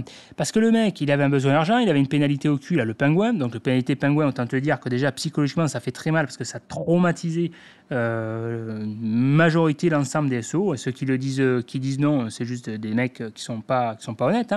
Moi, le premier, à un moment donné, ça m'a bien fait flipper quand même parce que pendant 6 mois, j'en ai chié. Pour lever la pénage, parce que j'en suis pris une quand même. Et du coup, mais ça a été un bel rappel à l'ordre. Mais du coup, oui, ce que j'ai vendu au client, le mec, il vient de voir. Il est en panique. Ah, j'ai une pénalité, j'ai une part de chiffre d'affaires énorme. Ok, le mec, il est en panique, tu vois. Sentiment d'urgence, pareil, marketing. Là. Et le mec, il me dit, ok, la pénalité. Bon, ben le mec, je ne vendais pas mon temps, Moi, ce que je vendais, c'était ma capacité à résoudre le problème. J'ai facturé tel prix, ok. Si ça me prenait 1 heure ou une journée, je m'en fous. Parce que je savais qu'en lui facturant tel prix, j'allais pouvoir le sortir de la merde, clairement, ok, et qu'il allait pouvoir récupérer ses billets. Le mec qui veut pas payer, il continue à être dans la merde, tu vois. Bon, ben voilà. Mais c'est pas lié au temps. Et c'est pour ça que le métier de prestataire, tous ces métiers où tu vends ton temps, c'est très ingrat. Et j'en veux plus et j'en fais quasiment plus, sauf de temps en temps, voilà, on me demande souvent la question. Ça peut arriver, je peux prendre 2-3 clients comme ça, j'ai les anciens clients, je les reprends. En suivi, je vais être très exigeant. Déjà, s'il n'a pas le budget, c'est pas la peine. Et sinon, non, en coaching, de manière ponctuelle, c'est ce que je fais d'ailleurs avec mes programmes ici, là, je sais plus où. Formation, j'en parle où? Je le mets tellement pas en avant d'ailleurs. Ouais, parce que je veux je veux pas que ce soit des touristes, je veux que ce soit des mecs motivés. Ici, tu vois, les accompagnements, le coaching, voilà. Bref. Du coup, l'histoire, voilà. Allez. Ensuite, seul cas où les caractéristiques produits sont importantes, si public cible est expert ou connaisseur comme moi. Voilà. Ça, c'est pour ça, on va faire les niches. Ok. Là, par contre, ça va m'intéresser, paf. Mais ça présuppose que tu t'intéresses à la niche. Alors, c'est pas le cas de tout le monde, parce que la plupart des gens, surtout à l'heure des réseaux sociaux, il y en a, ils veulent bien, ils veulent pas aller chercher midi à 14h, ils veulent aller au plus simple, ils font confiance, une confiance des fois aveugle. Moi, par expérience, j'aime bien savoir de quoi je parle et de ce que j'achète également pour éviter de me faire arnaquer, en fait, tout simplement, pour connaître le sujet. Parce que voilà, tu prends les vendeurs Darty et compagnie, les mecs, ils savent pas de quoi ils parlent. Ils te disent n'importe quoi. Si tu vas prendre une webcam ou un truc, ils vont te sortir des caractéristiques, voilà. Et du coup, tu vas acheter de la merde, ou en tout cas, tu vas acheter un produit qui ne va pas correspondre à ton besoin, qui va être surfacturé. Et bon, bref, voilà. Ça ne va pas correspondre en tout cas à mon besoin. Donc, si public cible est expert ou connaisseur comme moi, sinon les personnes s'emmerdent, voilà, elles ne veulent pas faire l'effort de comprendre. Ça, au jour d'aujourd'hui, c'est un vrai fléau. Il y a une culture du non-effort, voilà, qui fait qu'on en est là aujourd'hui. Et donc, sinon, si tu les inondes de caractéristiques techniques, elles ne vont pas comprendre, elles vont se casser. Et voilà. C'est par exemple la création de sites, c'est un excellent exemple. Maintenant, c'est rendu de plus en plus simple avec les outils comme Wix, WordPress et compagnie. Ouais, je sais, j'ai osé parler de Wix, je ne sais pas ce qui m'a pris. Mais c'est pour ça qu'il y a une dizaine d'années, c'était beaucoup moins démocratisé que les créations de sites. Voilà, moi, je parlais ça à mes proches. Tu fais quoi dans la vie? Ouais, je crée des sites. Ouais, je comprends rien, ça m'intéresse pas. Bon, ok, vas-y, fais-le moi, quoi. Tu vois. Alors qu'en fait, si tu faisais juste l'effort de t'y intéresser un peu, bon, ben voilà, c'est comme ça que tu apprends. Mais les personnes, aujourd'hui, ne veulent pas faire l'effort et compagnie. Donc, mais toujours est-il que là, si les personnes s'emmerdent et ne comprennent pas ton jargon, ce que tu dis, si tu ne t'adresses pas au bon public cible, elles ne vont pas faire l'effort de comprendre et du coup, elles se cassent, clairement. Okay, et donc, au final, tu as donc perdu des ventes. Un exemple dans le montage vidéo, ça va peut-être pas te parler, j'utilise un logiciel DaVinci Resolve Studio. C'est un logiciel pro, ta vie Media Composer, c'est encore notre délire. Mais DaVinci Resolve Studio, ok, à la base, c'est un logiciel d'étalonnage. Bon, si toi, tu vas parler de logiciel DaVinci Resolve à un mec qui va travailler sur Final Cut ou même, j'en sais rien, moi, Final Cut, c'est quand même un bon outil sur Apple, c'est l'équivalent, mais un mec mec, je sais pas moi, il va parler ou Pinnacle Studio, c'était quoi Pinnacle Studio, je sais pas quoi, là. Ou bref, un logiciel simple, tu vois, comme Filmora ou compagnie. Ça reste pas du tout la même cible. Le mec, il veut pas s'emmerder. DaVinci, tu lui vends une usine à gaz, le mec, il comprend rien, il va se casser. Merci, au revoir, t'as perdu une vente, ok? Parce que c'est pas le bon. Là, l'offre est intéressante. C'est pas que ton produit il est pas bon. Ton produit il est excellent. DaVinci, c'est réputé dans le milieu cinématographique, c'est the logiciel, voilà. Mais c'est juste, ça s'adresse à un certain public. L'importance de connaître son marché cible. Si tu ne vends pas la bonne offre, bah oui, au bon marché, ça ne marchera pas. Le positionnement de ta marque et ton produit, ça, c'est super important. Largement sous-coté, beaucoup incompris et très important. En quoi tu es différent, en quoi ton produit est différent? Ça, c'est une question à répondre. Moi, ce qui me différencie, par exemple, alors c'est personal branding, c'est légèrement différent, mais le principe est le même. Parce que le personal branding, c'est quand tu peux, en gros, c'est le produit, c'est toi, quoi. Ok. Moi, c'est mon côté, par exemple, donc on fait appel aux valeurs. Le côté nature, peinture, sans langue de bois, sans filtre, ma capacité à aller en profondeur, ok. Par exemple, je pourrais faire, je sais pas combien de vidéos. Si j'ai pas l'angle d'approche qui me convient, si j'ai pas suffisamment de valeur à faire, je veux pas la faire, ça m'intéresse pas. Donc, chercher par moi-même mes valeurs, honnêteté, liberté, etc. C'est la page qui je suis. L'art du storytelling, copyright. Donc, tu dois raconter ici, l'idée, c'est que tu dois raconter une histoire, ok, à tes prospects, leur donner envie, les amener avec toi pour les faire rêver, les amener, voilà, avec toi. Il faut qu'ils s'identifient à toi. C'est toujours le même principe, ok. Donc, attention, la nuance est importante. Ici, tu dois les aider à vivre la vie de leur rêve sans leur vendre du rêve. Donc, la nuance est très importante, ok. Tu dois les aider à se projeter, ok, sans les baratiner. Voilà, ok. L'idée, c'est pas de les couillonner, vraiment de les aider. Après, c'est une histoire d'éthique. Ensuite, être soi-même. Alors ça, je sais que c'est un conseil bateau. C'est largement sous-coté. Hein. Moi, le premier, ouais. Mais je te garantis que franchement, par expérience, j'ai mis du temps à l'intégrer, cette idée. Hein. Le positionnement, tu vois, c'est ça qui est très trompeur parce que c'est très simple intellectuellement à comprendre. Mais entre le comprendre et l'intégrer, il y a une énorme différence. Voilà. Ok. Être soi-même, ça veut dire quoi? Ça veut tout simplement dire intégrer tes valeurs. Sauf que avant d'intégrer tes valeurs, il faut apprendre. C'est pour ça que c'est lié à la connaissance de soi. Et c'est pour ça que c'est un domaine qui me passionne et je vais interviewer prochainement cette personne-là qui est très, très importante. Et dans le business, c'est largement sous-coté, ce côté, comment dire, connaissance de soi, psychologie, qui est un domaine passionnant et tout part de là en fait.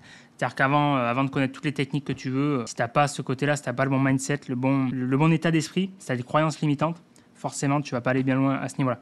Et donc, être sur soi-même, ça consiste, ça présuppose de se connaître soi-même, okay, la connaissance de soi. Et ça, il n'y a pas de secret. Hein. Comme son l'indique, la connaissance de soi, ça implique un travail sur soi. Voilà.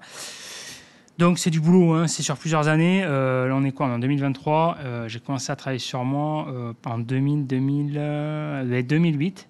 2008, j'ai commencé à m'intéresser à la spiritualité. Et après, à partir de là, 2008, ça fait 15 ans, tu vois. Donc, ça fait 15 ans. Et après, je suis parti dans les développements personnels.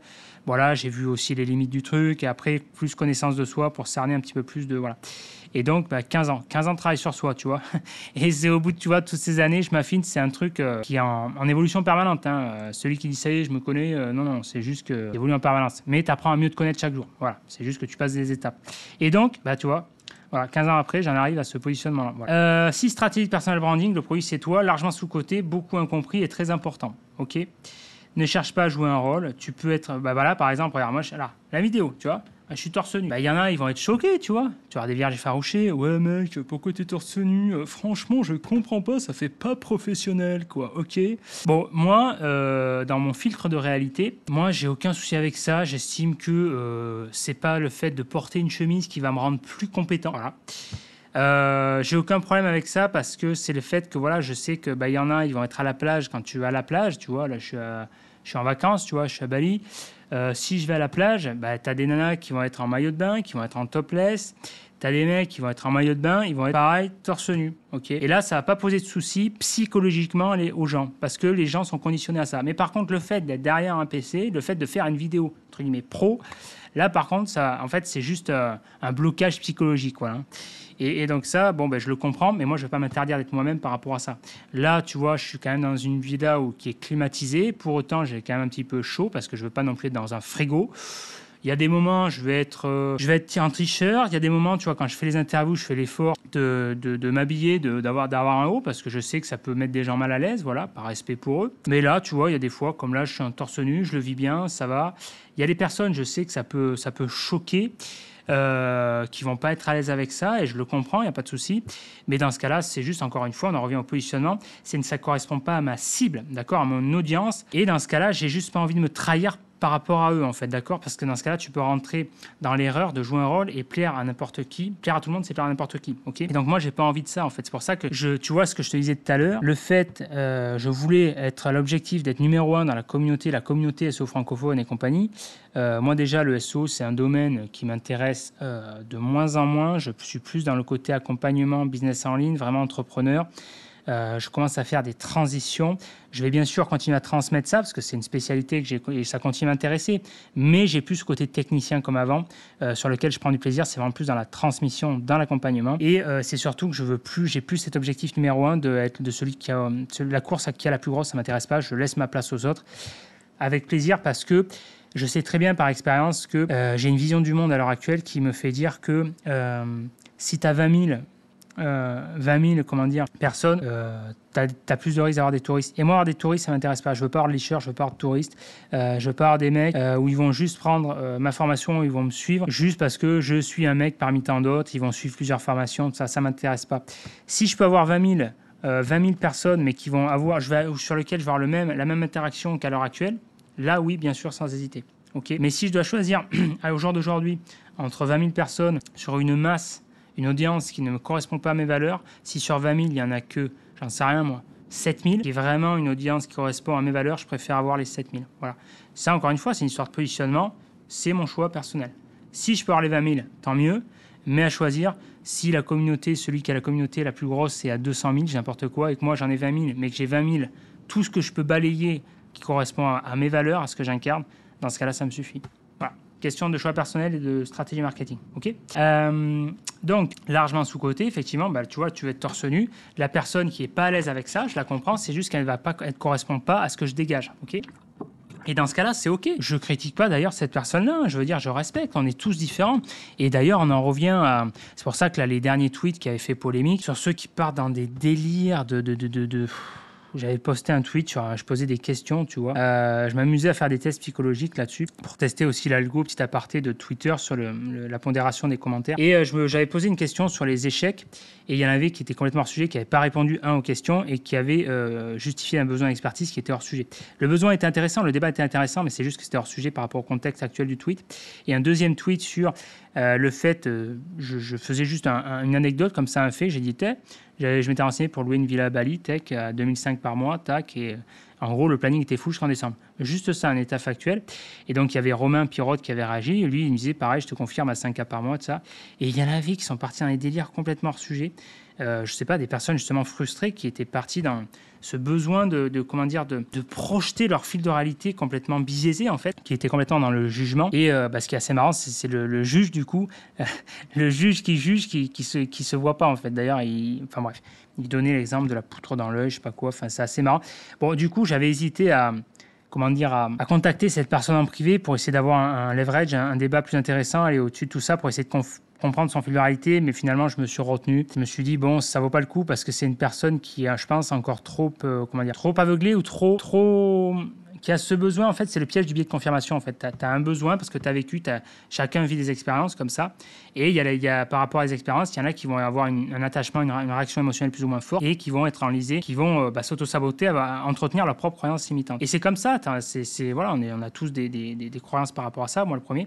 Mais quand l'écart de filtre de la réalité est trop important, quand on est chacun à un stade d'évolution différent, c'est un peu peine perdue en fait. Si tu sens que la personne n'est pas en capacité d'ouvrir et fermer au débat, il n'y a pas de voilà. Et donc du coup, c'est comme ça, tu vois, moi je suis torse nu, là au moment où je fais cette vidéo, c'est pas, il y a des personnes, je sais très bien qu'elles peuvent, penser que c'est, on appelle ça, une provocation, ce que je peux comprendre parce qu'elles ont ce fil de réalité dans leur conditionnement mental. Pour moi, ça ne l'est pas. Donc à partir du moment où je suis droit dans mes bottes, je suis OK avec mes valeurs, à ce que j'incarne, moi, le plus important, c'est de pouvoir se regarder chaque soir dans une glace. Voilà, c'est ça le truc. À partir du moment où tu sais que toi, tu es pas dans la provoque, mais tu sais que l'autre, en fait, toi, tu es juste une surface projective pour l'autre. Bon, bref, petit aparté fait, voilà. Mais la personne, dans ce cas-là, qui va pas être à l'aise avec ça, et bien, dans ce cas-là, va pouvoir s'orienter avec d'autres personnes qui vont, par exemple, être en costard, cravate, sérieux, qui vont utiliser un langage un peu plus pompeux. Oui, alors, en fonction de l'hypothèse, du cosinus, etc. Voilà. Moi, je sais que ça ne correspond pas à ça, donc j'en veux pas de ça. Voilà. Le but du jeu, c'est que j'aille rencontrer mon audience. C'est ça le plus important. Et comment tu peux? C'est en étant toi-même. Je vais te donner un exemple après avec les sites e-commerce. Donc, voilà. On rend compte qu'il y a plein de personnes aidées. Ta gueule ne revient pas à une personne. Mais pareil, laisse-les parler. C'est ce qui se passe à l'heure actuelle avec des tweets. Tu vois, j'ai eu des derniers tweets. Les tweets, finalement, qui, moi, n'avaient aucune. En fait, c'était des tweets anodins, finalement. Et il y a des personnes, ce que je disais, il y a deux approches de réagir quand tu poses une question. Tu as la première réponse qui va faire appel à ton cerveau analytique, une réponse rationnelle, ok. Donc il y en a qui ont joué le jeu. Et ensuite, donc j'avais donné un exemple qui a provoqué un état de confusion volontaire émotionnelle. Et tu as des personnes qui ont été dans des surréactions émotionnelles parce que ça leur fait appel à des souffrances émotionnelles. Elle avait ce besoin de convaincre en fait, et du coup elles étaient complètement hors sujet. Voilà, mais c'est pas grave. Et du coup en fait elles se sont servies de toi comme une surface projective. Ça rejoint le corps Toltec, hein. On peut aller partir loin là-dedans, mais bon, ouais. Ou en gros, quoi qu'il se passe, n'en fait pas une affaire personnelle. Mais c'est pas grave. C'est pour ça qu'au bout d'un moment, il faut arrêter de réagir, parce que je sais qu'il y a des personnes comme ça. C'est arrivé sur le dernier tweet où je parlais des revenus avec les 10K journaliers. Il y a notamment une personne qui est partie très loin aussi. J'ai arrêté de partir parce que j'ai senti qu'elle voulait aussi avoir le dernier mot. Elle était dans la tentative de convaincre. J'ai préféré m'arrêter là et m'élever au-dessus de tout ça parce que je savais que c'était peine perdue. C'est une personne qui était dans l'ego, dans ce besoin de suragir pour s'auto-convaincre. Moi, dans l'absolu, elle n'avait pas besoin de me convaincre. Moi, j'ai ma vision du monde. Elle a la sienne, c'est pas grave. Ok. Donc voilà, ta gueule, si elle ne revient pas aux autres, laisse-les parler, tu t'en fous, tu n'es pas là pour plaire à tout le monde. Ok. Pour être droit dans ses bottes. Certains experts, pareil, autoproclamés, te voient arriver, ils sont jaloux. Ça, c'est pareil, c'est un fléau, hein, la jalousie, la frustration. Hein. Beaucoup de gens sont frustrés, sont jaloux, sont envieux. Ça, c'est malheureusement inévitable, d'autant plus en France. Il y a des pays sur lesquels, tu vois, comme en Indonésie, ils s'en foutent complet. Voilà. Et voilà, mais c'est comme ça. Tu les laisses passer pour des guignols et tu les laisses essayer de se justifier d'une pseudo-expertise et voilà. Toi, tu n'as rien prouvé, donc c'est bon. Donc la seule personne à qui tu vas prouver des choses, c'est toi. Tu as la proposition de valeur aussi, la promesse de vente. Je vais t'aider à préparer par exemple des courgettes pour ta grand-mère. Est-ce que par exemple ça te donne envie ? Clairement non. Là, je dis un exemple qui dit n'importe quoi, hein, ça n'existe pas, hein, mais admettons, je vais t'aider à préparer les courgettes de l'Himalaya en 3 étapes simples sans casserole. Bon, là, par exemple, c'est beaucoup plus précis déjà comme proposition de valeur. Ok, ça va t'intéresser. Voilà, ça c'est un exemple. Ok. Moi par exemple, je sais que je ne fais pas l'unanimité dans le domaine SEO depuis mes débuts, donc 2008, et je suis ok avec ça. Ok. Au niveau de l'incarnation de mon marketing actuel. Ok. J'ai pas envie d'être reconnu, apprécié pour ce que je suis pas, mais pour ce que je suis. Ok. Donc je sais que je peux avoir des propos qui peuvent être clivants, mais ça me reflète moi. Je suis ok avec ça. Ok. Le plus important, ce sont tes clients et ceux qui te suivent. À la fin, seuls les résultats comptent. Une preuve d'autorité forte peut largement compenser un manque de preuve sociale. Ça a été ma stratégie au début, ce qui m'a permis de développer le projet SoftwareMaker. Si tu ne joues pas un rôle, les gens en phase avec toi vont le ressentir. Quelle audience tu veux construire ? Ça, c'est la question à te poser. Dans le cadre, bien sûr, du personal branding. Moi, l'idée, c'est que je veux avoir une audience qui me ressemble. Donc, si je résume cette vidéo en une phrase simple, réponds aux besoins de tes clients, cultive l'ignorance sélective sur les pseudo-hacks à la con, outils magiques qui t'éloignent le plus important, le besoin de client, résume en langage simple le bénéfice de tes produits. Si tu n'es pas capable de résumer en termes simples les bénéfices de ton produit en une phrase, ton marketing n'est pas bon. Fais une proposition de valeur unique et forte. Bon, j'ai été inspiré, je voulais faire vraiment un article de blog, mais je trouve que c'est quand même important de l'incarner avec une vidéo. Maintenant, je finirai par ça, parce que c'était quand même l'objectif de la vidéo à la base, c'est comment adapter cette stratégie de psychologie d'achat et de conversion pour un site e-commerce. On prend l'exemple d'Amazon. Amazon, influence et manipulation. 3e édition augmentée. Ok. Là, qu'est-ce qu'il y a comme stratégie de psychologie d'achat ? Bon, là, la stratégie, elle est quand même particulière. On est sur une marketplace, on est sur un marketing, on va dire, ce que j'appellerais marketing froid. Amazon, tu vends une autorité, une preuve sociale, c'est archi connu. Tu vends la marque Amazon, ok ? Tu as confiance en Amazon et ensuite tu vends un bouquin, d'accord ? Bon, là, après, il applique le juste des principes élémentaires d'achat. Ok, tu as le CTA ici, ajouté au panier, un contraste fort. Tu vois, on a une couleur jaune par rapport au blanc. On aurait très bien pu mettre une couleur rouge aussi. Là, il y en a qui vont dire, attention, le rouge, ça fait peur. Bon, mais ça, encore une fois, fait des tests AB, c'est faux, c'est une croyance limitante. L'idée, c'est surtout, le plus important, c'est de jouer sur des contrastes forts. Rouge, blanc, rouge, noir, vert, rouge, blanc, etc. Ok, voilà. Encore une fois, il faut rester simple, il faut essayer d'aller chercher complexe, du bon sens. Acheter cet article, donc là, on voit un contraste qui n'est pas fort entre le blanc et le orange, mais j'imagine que si Amazon a fait ça, c'est qu'il a dû faire des tests. Acheter cet article parce que voilà, il a dû voir que en fonction de tes tests AB, il y en avait qui pouvaient préférer acheter cet article directement, d'autres ajouter au panier. Moi personnellement, je suis pas fan de ça. Je préfère, pour moi, ça complexifie parce qu'en fait, je suis très adepte de la simplicité, d'essayer de simplifier au maximum. En fait, l'idée c'est que quand tu arrives sur une page, pose-toi la question. C'est une question que c'est un automatisme, c'est un mantra. Pose-toi la question. Quand tu travailles sur une page de conversion, ok, comment optimiser la conversion sur une page, peu importe sur un site e-commerce, site, j'en sais rien, voilà, où il y a un objectif d'achat. Quel est l'objectif numéro 1, l'objectif principal que je veux que mon prospect accomplisse sur cette page? Quel est l'objectif numéro 1, l'objectif principal que je veux mon client, mon prospect, enfin c'est mon prospect vu qu'il n'a pas acheté encore, que mon prospect accomplit sur cette page. Okay. Fonction de ça, c'est comme ça que tu rentres ta page. Bon, par exemple, ici, j'ai mis qu'un bouton. Rejoindre le programme maintenant. Ici, c'est l'objectif numéro 1. Je veux qu'il aille ici, en bas, qu'il achète. Et s'il est intéressé, ensuite, il déroule le plan. Ici, regarde. Là, sur la page d'accueil, le premier, j'ai un catalogue formation. C'est très tentant que je dise, regarde mon catalogue de formation. Mais non, parce que je préfère, l'objectif numéro 1 que je veux, quand il arrive là-dessus, c'est que je veux l'orienter sur l'académie. Pour moi, c'est l'offre qui a la plus forte proposition de valeur. Et c'est surtout que celui qui est ici sur la page d'accueil, ça veut dire soit il me connaît pas, il faut qu'il ait un petit aperçu sur moi, ou soit il me connaît, il a vu mes vidéos YouTube, il a vu mes tweets, etc. Il veut savoir de quoi je parle. Donc j'ai une proposition de valeur ici. Domine Google et tes concurrents, ça c'est pour l'aspect SEO pur ranking. Mais je sais que dans ma cible, il y a également des entrepreneurs, des éditeurs de sites qui ne veulent pas se contenter de ranker numéro 1 SEO. Ils veulent savoir comment monétiser ses compétences SEO, comment gagner de l'argent avec le SEO, générer du chiffre d'affaires. Deuxième proposition de valeur, apprends à créer des sites rentables et vivre de ton business en ligne. Voilà, ok. Ça, c'est une double proposition de valeur qui est forte et qui est à la fois réaliste. Je pourrais la préciser en disant... Apprends à créer des sites qui te génèrent 100 000 euros de chiffre d'affaires, etc. Je ne l'ai pas fait, pourquoi? Je prends le risque de prendre une proposition de valeur qui est moins précise, mais qui est plus honnête. Parce que si j'avais dit apprends à créer des sites rentables qui te permettent de générer 100 000 euros de chiffre d'affaires, ça ne serait pas tout à fait honnête. Pourquoi?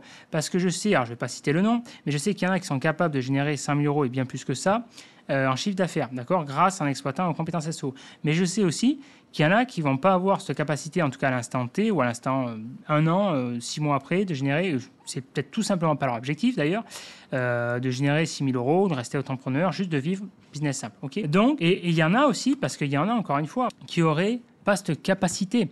Parce que pour générer, on en revient à la connaissance de soi, à l'état psychologique, pour être en capacité de générer 100 000 euros de chiffre d'affaires, ok, il faut avoir la compétence business, la compétence SEO, déjà, générer 100 000 euros de chiffre d'affaires avec le SEO, il faut que tu aies la compétence SEO, c'est quand même le b.a.-ba, d'accord? Arriver en première position. Mais il faut que tu aies également la compétence d'entrepreneur, parce que tu peux être très bon en SEO et être une quiche en entrepreneur. Ok, ça, c'est deux choses différentes. Et aussi, la connaissance de soi, les freins psychologiques, les croyances limitantes. Tu peux être très bon en SEO et tu peux avoir des croyances limitantes dans l'entrepreneuriat. Ça, j'en ferai peut-être l'objet d'une autre vidéo parce que je me suis déjà bien écarté du sujet. Et avoir des croyances limitantes qui vont faire que tu vas t'auto-saboter tout simplement dans ta réussite en termes de chiffre d'affaires. Voilà, ok. Mais la proposition de valeur ici, elle est là. Rejoindre l'objectif numéro 1. J'ai mis, c'est pour ça, j'ai joué sur un fort contraste rouge, noir et blanc ici. Paf, ok. Tac, quand il est dessus, tac, rejoindre l'académie. J'aurais très bien pu mettre la newsletter, par exemple. Okay. Ça, c'est ce que font la plupart des vendeurs de formation. Dans le tunnel de vente, tu as la vidéo YouTube. Ensuite, tu le mets vers la newsletter et ensuite, tu les convertis pour les amener vers tes produits, pour les accompagner. Okay, Sauf que moi, je peux me permettre de faire ça parce que j'ai fait en sorte de construire une preuve d'autorité suffisamment forte pour les convaincre de rejoindre, d'acheter directement. Okay.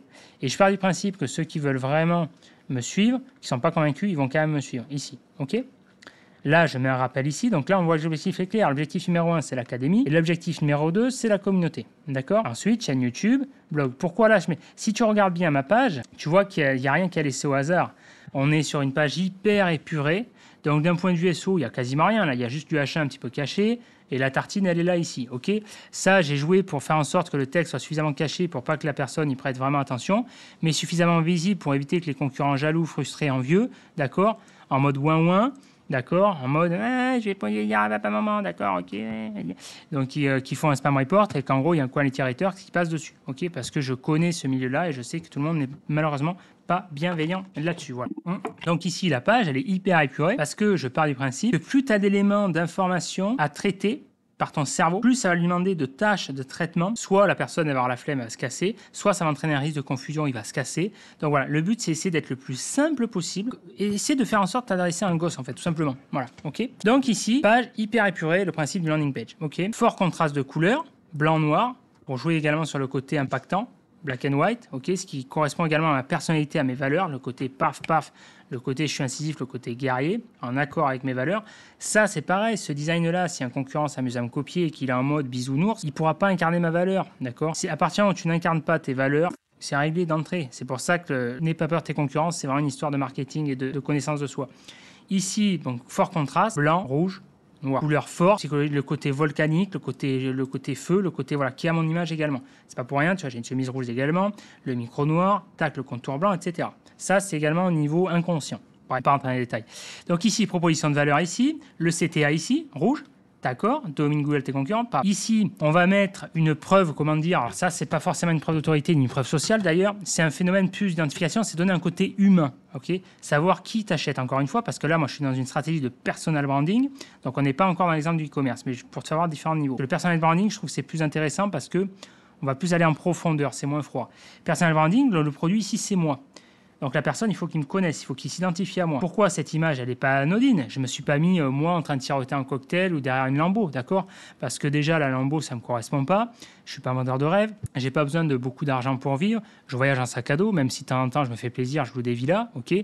C'est pour ça que ça me fait rire, ceux qui me jugent d'ailleurs sur Twitter, petit aparté, ils ne me connaissent pas.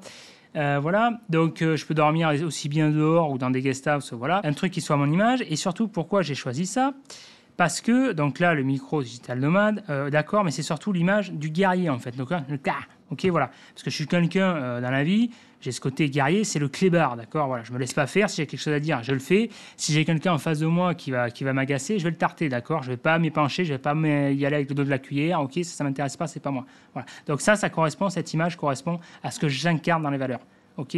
Donc ça, c'est fondé sur une identité forte, clivante. Je sais que ça correspond pas à tout le monde. D'accord. Il y en a les bisounours, ça va pas leur plaire, mais ça m'intéresse pas, qui se casse. Ok. Voilà. Soit tu m'aimes, soit tu me détestes. C'est comme ça. Donc, salut, moi, c'est Sébastien. Donner un côté humain, parce que c'est ce qui me caractérise également, c'est que j'axe beaucoup sur l'humain.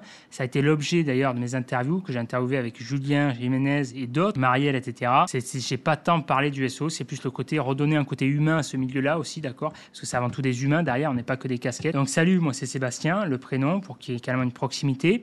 Je t'aide à vivre de ton business en ligne grâce au SEO et au marketing, simplement, honnêtement, proposition. Donc, en gros, le bénéfice, en quoi je peux t'aider, quoi, tu vois, comment je peux t'aider ici? Parce qu'avant de parler de toi, moi, c'est moi, la personne ne te connaît pas, elle s'en fout, d'accord? Tu t'appelles Pierre-Paul Jacques, t'es le cador et compagnie, elle s'en fout. C'est d'abord, moi, je te connais pas, qu'est-ce que tu peux m'apporter? Bon, ici, proposition de valeur et tout. Moi, qui t'es, toi? Moi, c'est Sébastien. Je t'aide à vivre ton business en ligne grâce au SEO. Ok, c'est pas, tu vois, c'est une proposition réaliste qui correspond à mes valeurs. C'est pas, je t'aide à t'acheter une Lamborghini, je t'aide à gagner les fameux 10K, 10 000 euros par mois, etc. D'accord. D'ailleurs, pas de bénéfice, enfin, suivant si on parle de bénéfices ou de chiffre d'affaires. Mais voilà, c'est je t'aide. Moi, c'est un truc sans prétention, basé sur mes valeurs, mes expériences. Je t'aide à vivre de ton business en ligne grâce au SEO et marketing. Pourquoi? Parce que je le vis, en fait, je l'incarne. Je l'incarne depuis 2008 et depuis 2013 en tant qu'entrepreneur individuel, je l'incarne. Ok, voilà. C'est voilà, à l'heure actuelle, je suis digital nomade, je vis de mes business, tout simplement. Ok, voilà. Simplement et honnêtement, voilà, sans prétention, tu vois, avec une approche réaliste, pragmatique. Comment je peux t'aider? Mon business en ligne est minimaliste, nomade et rentable, voilà, tout simplement. Ok, ça m'intéresse pas d'avoir des employés, compagnie, je suis pas dans ce délire-là. Il y en a qui ont fondé des agences, des employés. Ce n'est pas mon truc. Voilà. Comment j'ai pu rentrer sur FBoy, nanana, formation, ok, voilà. Ok, expérience, expertise, blablabla, résultat, blablabla, 30 000 euros investis en 3 ans. 30 000 euros, ça oui, ces dernières années, c'est pas du blabla. Je l'ai fait, ma femme en témoigne, d'ailleurs, c'est pas un problème ça. Ok, voilà. Communauté SEO, voilà. C'est tout. Et après, celui qui veut me connaître, là, je l'ai mis en petit. Pourquoi? Parce que ça, c'est pas ça le plus important. La personne qui veut apprendre à te connaître, qui veut avoir de la réassurance, elle va faire l'effort. Ok. Ensuite, c'est pareil, les formations ici, c'est pas mis en avant. Pourquoi? Parce que la personne qui est vraiment intéressée par ton catalogue de formation, elle va y aller, elle va faire l'effort. La personne qui n'est pas foutue de faire l'effort, de trouver ça, ça ne sert à rien qu'elle te contacte, en tout cas qu'elle me contacte, qu'elle rentre avec moi. C'est tout, ça ne t'intéresse pas. Voilà, ok. Là, les formations, pareil, qu'est-ce qui a été mis en avant? Parce que quel est l'objectif numéro 1 que je veux que mon prospect accomplisse quand il arrive sur cette page? Ici, si tu regardes bien dans mes vidéos YouTube, c'est pas ça que je mets en avant. C'est toujours cette page-là, là, l'académie. Elle est où? Elle est là, ok. Parce que c'est l'objectif numéro 1, c'est ce programme que je vends, ok. Ici, la personne qui est intéressée par d'autres formations, par le biais de Telegram, par des échanges, des mails, etc., elle fera cet effort-là, contactera, j'y étais. Ben, c'est ici, en Rent, ici, là, catalogue de formation. J'ai fait là, c'est pour le référencement, mais j'ai pas mis de menu caché pour revenir à la page d'accueil. Je le prends un peu en entonnoir, d'accord? L'académie, paf, l'obligé à y aller. Quel est l'objectif numéro 1? Bon, moi, il est très clair, c'est l'académie, je le ramène ici. Par contre, l'objectif numéro 2, c'est quoi? C'est leur Rent, parce que je sais que j'apporte de la valeur également. Et ensuite, en 3, c'est des modules, des niveaux dédiés de l'académie. Ensuite, en 4, donc on est sur une approche également de revenus passifs avec ça. En 4, les accompagnements. À même niveau, collectif, coaching, différent. Ok. Et ensuite, la newsletter. Voilà. Celui qui a encore besoin d'être rassuré, etc. OK ? Voilà. Ensuite, donc ça c'était pour l'exemple. Alors, je pense que j'en ai fini à force là. Ok. En une phrase, résume en langage simple les bénéfices de tes produits. Ce n'est pas capable en termes simples, les bénéfices de ton produit en une phrase. Ton marketing n'est pas bon. Voilà, faire une proposition de valeur unique et fort. Bon voilà, allez, on va accélérer. Ici, Amazon, 3e édition. Bon ben là, on voit que c'est du b.a.-ba. Pour moi, Amazon c'est pas un super exemple parce qu'on a beaucoup d'informations. Le seul truc, c'est qu'Amazon c'est une marketplace. Voilà, quand tu vas sur Amazon, c'est généralement tu sais ce que tu veux ou tu fouilles. C'est pas vraiment c'est intéressant. Tu vois, là, tu as un produit, tu as les caractéristiques produits. C'est assez bateau, quoi. Il y a pas vraiment la stratégie de marque d'Amazon, c'est surtout jouer pareil sur une identité forte. Amazon, c'est connu, c'est associé à une capacité logistique forte. Moi, le premier, pourquoi je commande sur Amazon? Parce que je sais qu'au niveau logistique, je ne vais pas être déçu, sauf des cas très rares. Voilà, c'est là où tu as le plus d'achats, le plus de produits disponibles, etc. Voilà, tu t'emmerdes pas, voilà. Okay. Ici, le casque, j'ai acheté, donc là ce que j'ai, maintenant j'ai vu qu'il y a certains d'ailleurs SO qui font également qui ont des chaînes YouTube, qui ont certainement dû regarder, mais qui ne vont pas l'avouer, mes vidéos YouTube, qui depuis j'ai vu ont changé leur setup et ont un casque Beyer Dynamic DT770 Pro 80 OMS comme moi, OHM. Et pareil, j'ai vu Microshare passer un SM7B dans leur setup qui ont gradé, voilà. Bref, petit aparté fait, mais du coup, ouais, donc le casque Beyer Dynamic, celui-là, OHM, c'est celui que j'ai parce que, voilà, après avoir fait un comparatif, je ne vais pas en reparler, j'ai fait une vidéo là-dessus sur les comparatifs, c'était pour moi le meilleur rapport qualité-prix qui correspondait à mon besoin. Mais là, tu t'adresses à un marché cible, soit des experts, des passionnés. Moi, c'est plus le cas de passionnés amateurs. Voilà, donc je vais me chercher du produit semi-pro. Tu vois, un rapport qualité-prix, ça reste pas déconnant. Et là, on va vraiment axer sur les caractéristiques techniques. D'accord ? Tac, tac, moi, là, c'est vrai que le produit, s'il te dit écoutez, en fait, encore une fois, ça dépend du marché cible, c'est ça qui est important. Là, ce marché cible va te dire bénéficier d'une expérience d'écoute inégalée, un son 3D surround en train de siroter une pina colada. Non, ça, c'est l'approche marketing bateau que tu vas trouver sur des produits Darty et compagnie où clairement, c'est quand même de la merde, qu'on se le dise. C'est du produit pour, monsieur, madame, tout le monde, la ménagère et tout. Et au bout d'un moment, tu vas dire ah merde, ça marche pas, et bon, voilà, tu vas racheter un produit, quoi. Non, ça m'intéresse pas. Moi, ce que je veux savoir ce que j'achète. Je veux pas qu'il me baratine, le mec. Ok, tac, tac. Je veux pas acheter des écouteurs, par exemple. Je vais acheter des écouteurs intra-auriculaires. D'accord ? Voilà. Donc là, c'est pareil, cap, tac, tac, ok, voilà. Bon. Et bien là, tu vois, c'est pareil. Là, à toi de te définir également en tant que client, ton propre besoin. Et c'est pour ça qu'il faut que tu t'identifies à ton client. Pourquoi ? Parce que là, tu vois, ce casque-là, je sais que c'est ce casque qui me correspondait à ce que je cherchais. Tu as des casques qui sont beaucoup plus chers, d'accord, mais qui ne correspondent pas du tout à mon besoin. C'est pour ça qu'heureusement que je suis allé dans un magasin professionnel. J'ai la chance, c'est rare de nos jours, d'être tombé sur un vrai vendeur, c'est-à-dire qu'un conseiller, pas un vendeur, qui a pris le temps et qui en fait, donc j'ai écouté, tac, tac, pas du tout le même son déjà en fonction des casques fermés, etc., voilà, casque DJ, etc. Et surtout, pareil, pas du tout la même sensation, la même où tu es à l'aise et tout. J'avais des casques, je me suis dit, je vais acheter le plus cher, tu vois, l'erreur fréquente. J'avais des casques DJ fermés à 500 balles. Au final, après avoir fait le test, ça ne correspondait pas du tout à mon besoin. Tu vois, celui-là, beaucoup moins cher, tu vois, qui correspondait vraiment à ce que je voulais, tu vois. Donc, encore une fois, là, il faut tester dans l'idéal. Mais bon, bref. Ok, voilà. Bon, il ne reste plus que les exemplaires en stock à voir, voilà. Bon, ça, c'est pas le meilleur exemple. Mais là, ici, Shure, je sais pas si tu connais, c'est une marque très connue dans le domaine son, surtout pour les micros. Je te conseille pas le reste, les casques, c'est pas là où tu vas avoir le meilleur, même s'ils ont des bons casques, mais pas là où. Voilà, chaque marque a vraiment. Eux, c'est plutôt pour le son. Les casques, je te conseille plutôt du Beyer Dynamics. Shure, forcément très connu pour un légendaire SM7B, connu avec Michael Jackson qui a chanté dessus. SM7B, donc popularisé par les youtubeurs podcast maintenant, c'est pour ça que ça a augmenté au niveau du prix également. Et en gros, voilà, pareil, ça s'adresse à un public de passionnés. J'ai été très tenté de le prendre, je ne l'ai pas pris parce que pour l'instant, j'estime que ce n'est pas justifié à mon besoin. Peut-être plus tard, ça sera plus pour me faire plaisir au niveau du setup, mais ça ne sera pas forcément justifié au niveau de mon besoin. Franchement, les podcasteurs, youtubeurs, ceux qui le prennent, c'est pas justifié, c'est juste un plaisir. Parce qu'à ce niveau-là, à part si tu es musicien ou si tu es vraiment un truc, tu as un ingénieur son, tu as vraiment une oreille attentive, celui qui va dire ouais, je vois vraiment la différence, les trois quarts, c'est la branlette, vraiment. Mais par contre, c'est mythique, en plus, celui-là, pour compenser, il a besoin d'un gros gain, il te faut une carte son externe. branche un XLR et compagnie. Le meilleur rapport qualité-prix, je ne vais pas en reparler parce que j'avais fait une vidéo là-dessus. C'est le MV7 que j'ai en micro USB hybride. Très intéressant aussi, ce qui m'avait plu. Tu peux le brancher un XLR si tu veux. Et surtout, il peut rivaliser. C'est un des seuls, pour ne pas dire le seul, qui peut rivaliser avec un XLR justement grâce à son traitement numérique avec l'appli ShareMotive et voilà, qui va traiter qu'on appelle ça le traitement analogique, la sortie brute, enfin bref, DSP là. Et du coup, donc voilà. Mais là, quand tu arrives ici, Shure, te vend une image, il te vend un côté, tu vois, l'identité, t'as l'image, t'as le vert, tu vois, l'image, le logo vert, on est sur du visuel vert, noir, raffiné, un côté une ambiance, un côté un son chaleureux, t'achètes, tu vois, la bonnette, j'ai pris la bonnette du SM7B parce que ça filtre mieux les plosives. Mais tu vois, Shure, micro, j'en suis très content, le MV7. Si je faisais plaisir, je me ferais le SM7B peut-être plus tard, à voir si j'ai un setup, mais j'en suis très content. Tu vends quelque chose de raffiné, comme si tu allais à une épicerie, tu vois, une épicerie fine, tu vois. Shure, pour moi, c'est ça, c'est l'épicerie fine, ok. Voilà, il a le prix, il t'explique, ok, pourquoi faire. Tu vois, il explique même plus, je crois, le côté légendaire. Tu as la vidéo, c'est du storytelling, il te vend un univers, ok, ça pète. Bon, il te vend un côté pro, il te vend une ambiance, d'accord. Voilà. Et bon, je kiffe, tu as le CTA ici, tu vois, le CTA, il est mis en avant.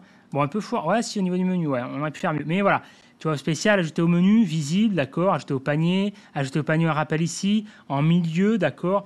Le titre, sobre, microphone pour la voix, pas de fioriture, prix de vente conseillé, paf, 499 €, ok. On a des l'upsell ici, kit SM7B avec le bras articulé, ok, voilà. Là, moi, ça sera à refaire, je me ferai plaisir. J'avais pris le bras, si tu regardes bien dans la vidéo, je l'ai toujours, un bras un peu comme ça, je ne sais plus le nom, ça correspond aussi à mes besoins. Si je me faisais plaisir au niveau du setup, ça serait le bras, le Blue Compass, tu vois, plus niveau design, voilà.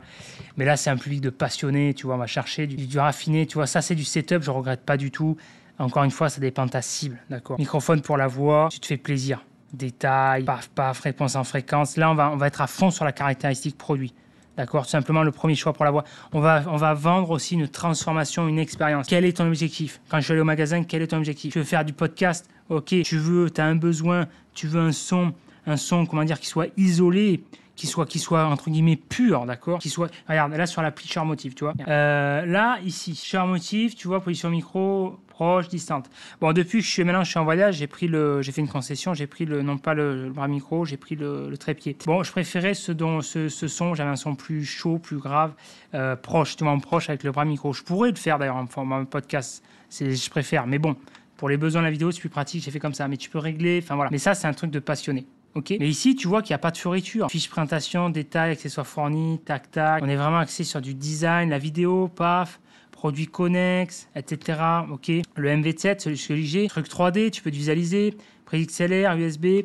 Bon, c'est vrai que l'USB, elle fait un peu de tâche à côté de l'XLR. Alors, le seul défaut qui est quand même quasiment inacceptable, je trouve, à ce niveau-là, le MV7, là où ils ont déconné quand même, si j'avais fait un reproche à se faire, c'est sur la prise USB. C'est ce qui fait que déjà, j'ai racheté un câble pour éviter des déperditions de son, parce que le câble, par défaut, est pas top. Il y a trop de mouvements ici, c'est surtout sur la prise, tu vois. Je sais pas si on peut l'agrandir, non. Sur la prise, est-ce qu'on peut la voir ici en sortie? Ouais. Sur la prise ici, d'accord. Et là, franchement, qu'est-ce qu'ils ont fait d'avoir pris cette prise USB? Comment ça s'appelle? Ça s'appelle une prise...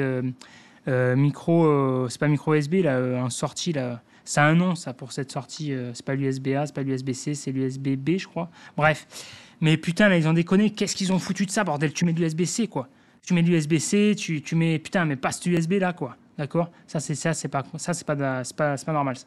Ok voilà. Mais sinon après voilà quoi. La bonnette pareil putain. La bonnette, elle sert à rien, sans déconner, tu déconnes, là. Tu fais pas ça sur un micro comme ça, tu veux te positionner, non, la bonnette, elle sert à rien. Tu fous la bonnette du SM7B, quoi. Voilà, tu filmes sur les plausibles, voilà. Mais sinon, très bon micro, ils ont augmenté, je crois. Hein. Mais voilà, bras articulé, ok, avec ça, le mini tripod, avec ça, d'accord. Je l'ai acheté à part sur la marketplace Thomann, très connu. Enfin, en tout cas, le milieu, comment on appelle ça, audiophile, bref, musicien et compagnie. Écoutez la différence, tu vois qu'il joue là-dessus. Celui qui arrive là-dessus, il s'est renseigné un minimum, il sait un minimum ce qu'il veut. C'est pas le monsieur même tout le monde, d'accord? Voilà. Noir, voilà, tac, j'étais au panier, on a le CTA ici, de présentation. Là, il a rajouté le zoom certifié, donc là, on voit que ça y était pas, ça, avant, hein, les petits trucs, la TeamPack, compagnie. Moi, je m'en bats un peu les couilles, mais c'est un plus. Tu vois clairement qu'il cible dorénavant un public mainstream. On est vraiment de plus en plus sur une semi-professionnelle plus mainstream maintenant, voilà. Donc là, il a rajouté, c'est un plus. Moi, je suis content aussi de le voir maintenant parce que là, honnêtement, si je fais l'Académie version live, je vais m'utiliser sûrement Zoom. C'est quand même toujours rassurant de savoir que c'est certifié Zoom dans la mesure où je peux avoir une meilleure compatibilité. Voilà, ça c'est bien. C'est un plus, un argument de plus. Écoutez la différence. Alors ça, tu vois, ça pour moi, ça c'est le truc, tu vois, à mettre en avant, limite au-dessus, en premier, quoi. Tu as la démo, il n'y a pas de fioriture, tu constates, il te fait voir la différence d'un son sans le micro, sans le traitement numérique et avec le traitement. Le traitement numérique, il n'y a pas photo. Ok. Cher motive, la vidéo, très classe aussi. J'adore, moi, ces vidéos. Je suis très friand de ça. Je suis bon public là-dessus. Ça envoie du pâté, ça. Et très, très friand de ça. J'avais failli acheter d'ailleurs l'enceinte, la soundbar, la barre de son, la micro. Là. Putain, il y avait les enceintes, les maquillés SDR4 et la micro Steels Bar, là, je sais pas quoi. Bref. Bon, heureusement, j'ai acheté après les autres, là, les pionnières DJ, vu que j'allais voir le mec. Très bon. Ensuite, voilà. La preuve sociale. Tu vois, ici, tu mets une preuve sociale, ici. Preuve sociale ici, paf, Forbes, MV7, Probably. Voilà. Franchement, à leur niveau, ils n'ont même plus besoin de preuve sociale. Enfin, à un moment donné, c'est Shure, quoi. Shure, c'est sûr, quoi. Je veux dire, c'est sûr, c'est Shure, quoi. Ok, petit jeu de mots, PC Gamer, voilà. Non, c'est très bon. Il y a pas de danger, là. Je veux dire, tu sais où tu vas, quoi. Produit Connex, ok, voilà. Application Charmotif, tac. Okay. Ensuite, qu'est-ce qu'on a ? Le bundle, hein, le Shure Pack micro MV7, puis articulé, le casque, ok.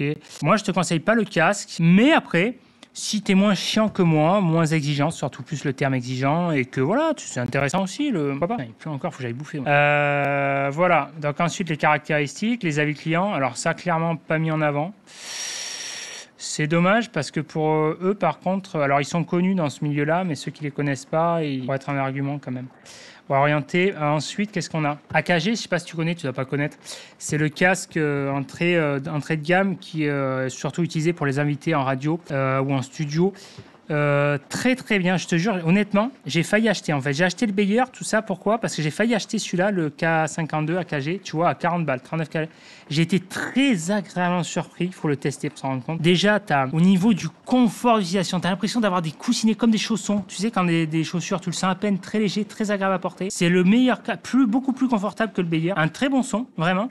J'ai dit, mais quand il m'a annoncé le prix, je ne connaissais pas. J'ai dit, tu me prends pour un con, c'est quoi le problème? J'ai dit, elle est où la douille là? 40 balles? J'ai dit, oh. Et en fait, j'ai dit, mais comment t'expliques que le Beyer il a 140? Et en fait, il m'a expliqué la différence, c'est sur la longévité. Parce que même si c'est un casque fermé et tout, tu vois, casque fermé, sur la longévité, tu vois le matériau, tu vois, ça fait penser à un petit peu comme un simili-cuir, tu vois. Tu vois que c'est très agréable, mais avec la chaleur, sur la durée, tu vois, au bout d'un an et tout, ça va mal vieillir. Voilà, c'est ça, tu vois. Ça va mal vieillir. C'est ce qui fait que j'ai acheté le Beyer. Mais sinon, honnêtement, tu vois, pour ma femme ou pour l'a acheté, je l'ai fait acheter encore un autre casque, parce que ça a été moins à l'aise, elle a plus d'autres casques.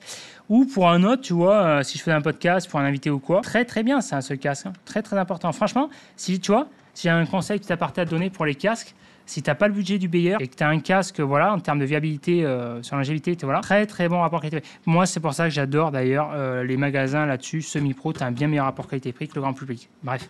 Donc ici, au niveau conversion, bah voilà, c'est plus dispo. Mais tu avais les avis ici, voilà, sobre, toujours pareil, le visuel, etc., vidéo, caractéristiques. Une page bien léchée, beau visuel, belle segmentation avec, tu vois, un petit pâté par-ci, un petit pâté par-là, qui est très agréable quand même à lire, même si on a une taille de typo assez petite, que si tu avais mis le gros pâté, non. Il faut que visuellement, tu te projettes, ok. Voilà, qualité, donc là, on a la preuve sociale ici. Preuve sociale, qualité de fabrication professionnelle, longue vie, l'héritage, patata, l'histoire de la marque, réponse particulièrement équilibrée, etc., etc. Style, confort, la vidéo, bien sûr. Ça, c'est la vidéo, c'est un argument fort pour moi de vente. Hein. Voilà, c'est quoi leur vidéo ici? Style impactant, style good life. Good vibes. Yeah, baby, come on. Yeah, come on. Ah, ok. Ouais, ça fait un peu comme Chasing the Sunshine, un peu. Ouais, c'est entraînant, ça y va, ça envoie du pâté. On the rock again. Ok, du coup, ouais, j'avais du Blue Compass là. J'avais du Blue Compass ici, Blue Mic, mais il a fait une 300 vers Logitech. Logitech, ça, c'est clairement, tu vois, là, c'est pour se faire plaisir. Les micros, niveau design, franchement, faut le dire, c'est quand même beau, c'est joli, quoi. Voilà, tes câbles, ils sont comme ça, c'est propre, c'est classe, quoi. Ça, j'aime, ça. Ça, j'aime, tu vois. 130 balles. Ça, c'est le prochain bras micro que je me prendrai pour mon setup. Ça, c'est pour me faire kiffer. C'est pas un besoin, c'est un kiff. Voilà. faut se faire kiffer. Il y a un agenda du kiff aussi, d'accord? Ok, donc là, pareil, on a quoi? On a le CTA, une couleur bleue, pourquoi pas. Ensuite, Blue Complace. Donc là, ils ont acheté... Alors, c'est marrant parce que depuis, je sais pas pourquoi ils ont foutu... Pour moi, c'est quand même une grosse erreur. Sûrement le côté... Ils veulent axer sur le côté mainstream. Avant, quand on était sur du Bluemic, une autre stratégie de branding, on était axé vraiment, comment dire, avec une charte graphique plus axée haut de gamme, luxe, noir, mais avec le côté or aussi. Là, on n'était plus, si je dis de conneries, de souvenir, on n'était pas sur du bleu, on était plus sur du jaune doré. Voilà, plus classe, pas du gris comme ça, plus du black, du noir. Retour livraison gratuite, d'accord. Assurance, le CTA, toujours mis en avant. Le prix qui est moins mis en avant finalement, alors qu'avant, il était plus... Ils ont changé de... Je pense qu'ils l'ont orienté mainstream, hein, vu le changement de charte graphique. Spécifications techniques, voilà, tac tac. Conception de qualité studio, voilà, beau visuel, classe. Game streaming, podcasting, YouTube. Ouais, d'accord, ils ont simplifié. Non, ils l'ont orienté, c'est sûr, ils l'ont orienté mainstream, ouais. Comme le MV7, mais ils orientent plus de mainstream, ouais, pour élargir leur marché. Mais sinon, ouais, très bon micro, ça, tu vois. Et putain, la landing avant, elle était vraiment jolie, très, très chiadée. Elgato, je sais pas si tu connais, marque très connue pour, ils ont des cartes son, par exemple Elgato, en USB. 3D, ils ont également des perches, des micros aussi, le Wave, traitement numérique. Bon, le traitement numérique, moi, j'avais pas un traitement audio du Wave, j'avais pas entendu des bons échos, je préfère la MV7, mais après, c'est un débat de passionné aussi, hein, voilà, mais après, c'est intéressant aussi. Bon, tu vois, là, ce qui est intéressant ici pour le CTA, donc, encore une fois, on retrouve ce côté épuré, hein, qu'on retrouve chez Google et Apple d'ailleurs, Google, Apple, très bonne landing. Ici, le titre, la promesse, perche de micro à faible encombrement, proposition de valeur, la réassurance, les avis, le CTA acheté, le design visuel, paf, tu vois, avec ça, le micro qui est moins mis en avant, le bras micro, mais tu te projettes avec quand même l'extension. Une perche de micro, pas comme les autres, proposition, plus en détail, une perche de qualité studio pour le micro haut de gamme, conçue pour rester discrète, malgré son look incroyable, elle vous offre une grande liberté de mouvement. Le bénéfice ici, ok? La vidéo, regarde-moi, c'est comme ça, là, c'est classe quand même, putain. C'est plus classe comme si c'était là que regarder la vidéo, là, tu vois, regarde-moi ça, pas... Moi, j'adore ces trucs. J'adore, hein, moi, je suis client de ça, moi, j'adore. Limite, j'achèterais pour les vidéos, quoi. Les designers derrière les mecs, j'ai envie de leur faire des gros bisous, quoi. Entièrement réglable, design minimaliste. Tac, tac, regarde-moi cette page léchée, ça fait rêver, ça. Rotule à boule, paf, bim. Bras, rotation verticale, rotation à coude, passe-câble, cache magnétique pour un accès facile, portée horizontale. Rotation sur 360 degrés. Ça, c'est bien parce que moi, j'ai bidouillé un peu, mais bon, maniabilité, quoi, voilà, quoi. Pince avec chemin, tenue de protection. Enfin, c'est clair, net, précis, carré, quoi. Ok. Bienvenue dans l'univers Wave, ok. Bon, on voit que le public, c'est quand même du gaming, hein, des gamers, ok. Le public est bien, Wave micro-arm, votre micro-arm de la hauteur. Putain, moi, faut que j'aille bouffer, là. Regardez la vidéo, ouais, c'est classe, là, ok. Entièrement réglable, paf, paf, équipement parfait, nanani, nanana. Ouais, voilà, m'as-tu vu, paf, paf, voilà. Tu vois, c'est toujours pareil. Allez, on accélère. Allez, hop. Bon, Thomann, c'est une marketplace qui est connue dans le milieu musical. T'as le Bayer, il est là, 139. Moi, c'est là où je le commanderai. Là, on a un contraste pareil de couleurs, noir, blanc, black and white. Ça tombe bien, on est là sur du blanc, contraste, ajouté au panier. Hop là, un petit couleur violet quand on passe dessus. Tac, tac. Disponible immédiatement, juste ce qu'il faut. Ok. Le prix, paf. Là, il met le prix en gros parce qu'il sait que les mecs qui achètent, ils savent ce qu'ils veulent, d'accord? Ils veulent le prix, quoi. Paf, ils n'ont pas peur, les mecs. Disponible immédiatement, ok. Livraison gratuite, ça te projette, tu te visualises. Ajouté au panier, avec la semaine de vente, ok. Tu vas voir le cas, c'est caractéristique, très sobre. Ici, référence classique, paf, paf, très agréable à lire. Le petit visuel, le petit pâté par-ci par-là. À propos, très connu pour ça, ici, à la qualité, voilà. Des, comment dire, je n'ai plus le terme, pas des encoches, mais tu m'as compris, hein. Tout compris. Ensuite, par contre, petit aparté, t'amuses pas à le démonter, celui-là, très très cher à démonter. Ensuite, on a les avis, bien sûr, la preuve sociale. Et voilà, ok. Ensuite, Sonovante. Alors là, page, pas du tout ce qu'il faut faire pour donner envie d'acheter, d'accord? Alors, guide d'achat. Bon, on a une page verticale, mais ça donne pas trop envie, quoi. On a une petite image, voilà, tac, tac. Bon, c'est pas mal, c'est gentil, mais bon, voilà, quoi. Il est où le CTA? Il est où? Il est pas? D'accord? Il est où? Il est pas là, le CTA. D'accord? Mettez où? Mettez pas là. Ok. Bon, allez, moi, va falloir que j'arrête parce que là, il va falloir que j'aille bouffer. Il est 2h, j'ai la dalle, là. Je vais avoir mal à la tronche. Alors, ensuite, guide d'achat, paf, paf. Ben, c'est tout, hein. On est bon, là. Ok. On est bon. Voilà. Allez, SEO for Makers. SEO for Makers Show. Est-ce que ma vidéo t'a plu? Oui, forcément qu'elle t'a plu. Tu mets un like sur cette vidéo, ça me donne de la force. Abonne-toi, c'est pas déjà fait pour être tenu informé des prochaines vidéos. Si tu l'as pas encore acheté, tu commandes sans plus tarder l'Académie version Little, ok. pour profiter du programme francophone le plus complet sur le marché, programme étape par étape pour dominer Google et tes concurrents, apprendre à créer les sites rentables, blablabla. Ok, tu prends connaissance de la page de vente, tu as tout ce qu'il faut ici, le plan de formation, Academy Little 1005, on y est. La version live, je ne sais pas si au moment où cette vidéo, tu as raté le coche ou pas pour l'ouverture des portes. Si oui, tant mieux pour toi. Sinon, manque de bol. On se revoit dans 6 mois. Ok, allez, like cette vidéo, commente, fais-moi part dans les commentaires. Dis-moi ce que tu as pensé de cette vidéo. Fais-moi part d'un commentaire fort instructif pour enrichir le débat. Et si tu souhaites aller plus loin, si ce n'est pas déjà fait, rejoins-moi sur le canal Telegram, là où je suis le plus actif en ce moment. Et moi, je te dis à de suite dans la prochaine vidéo. Ciao!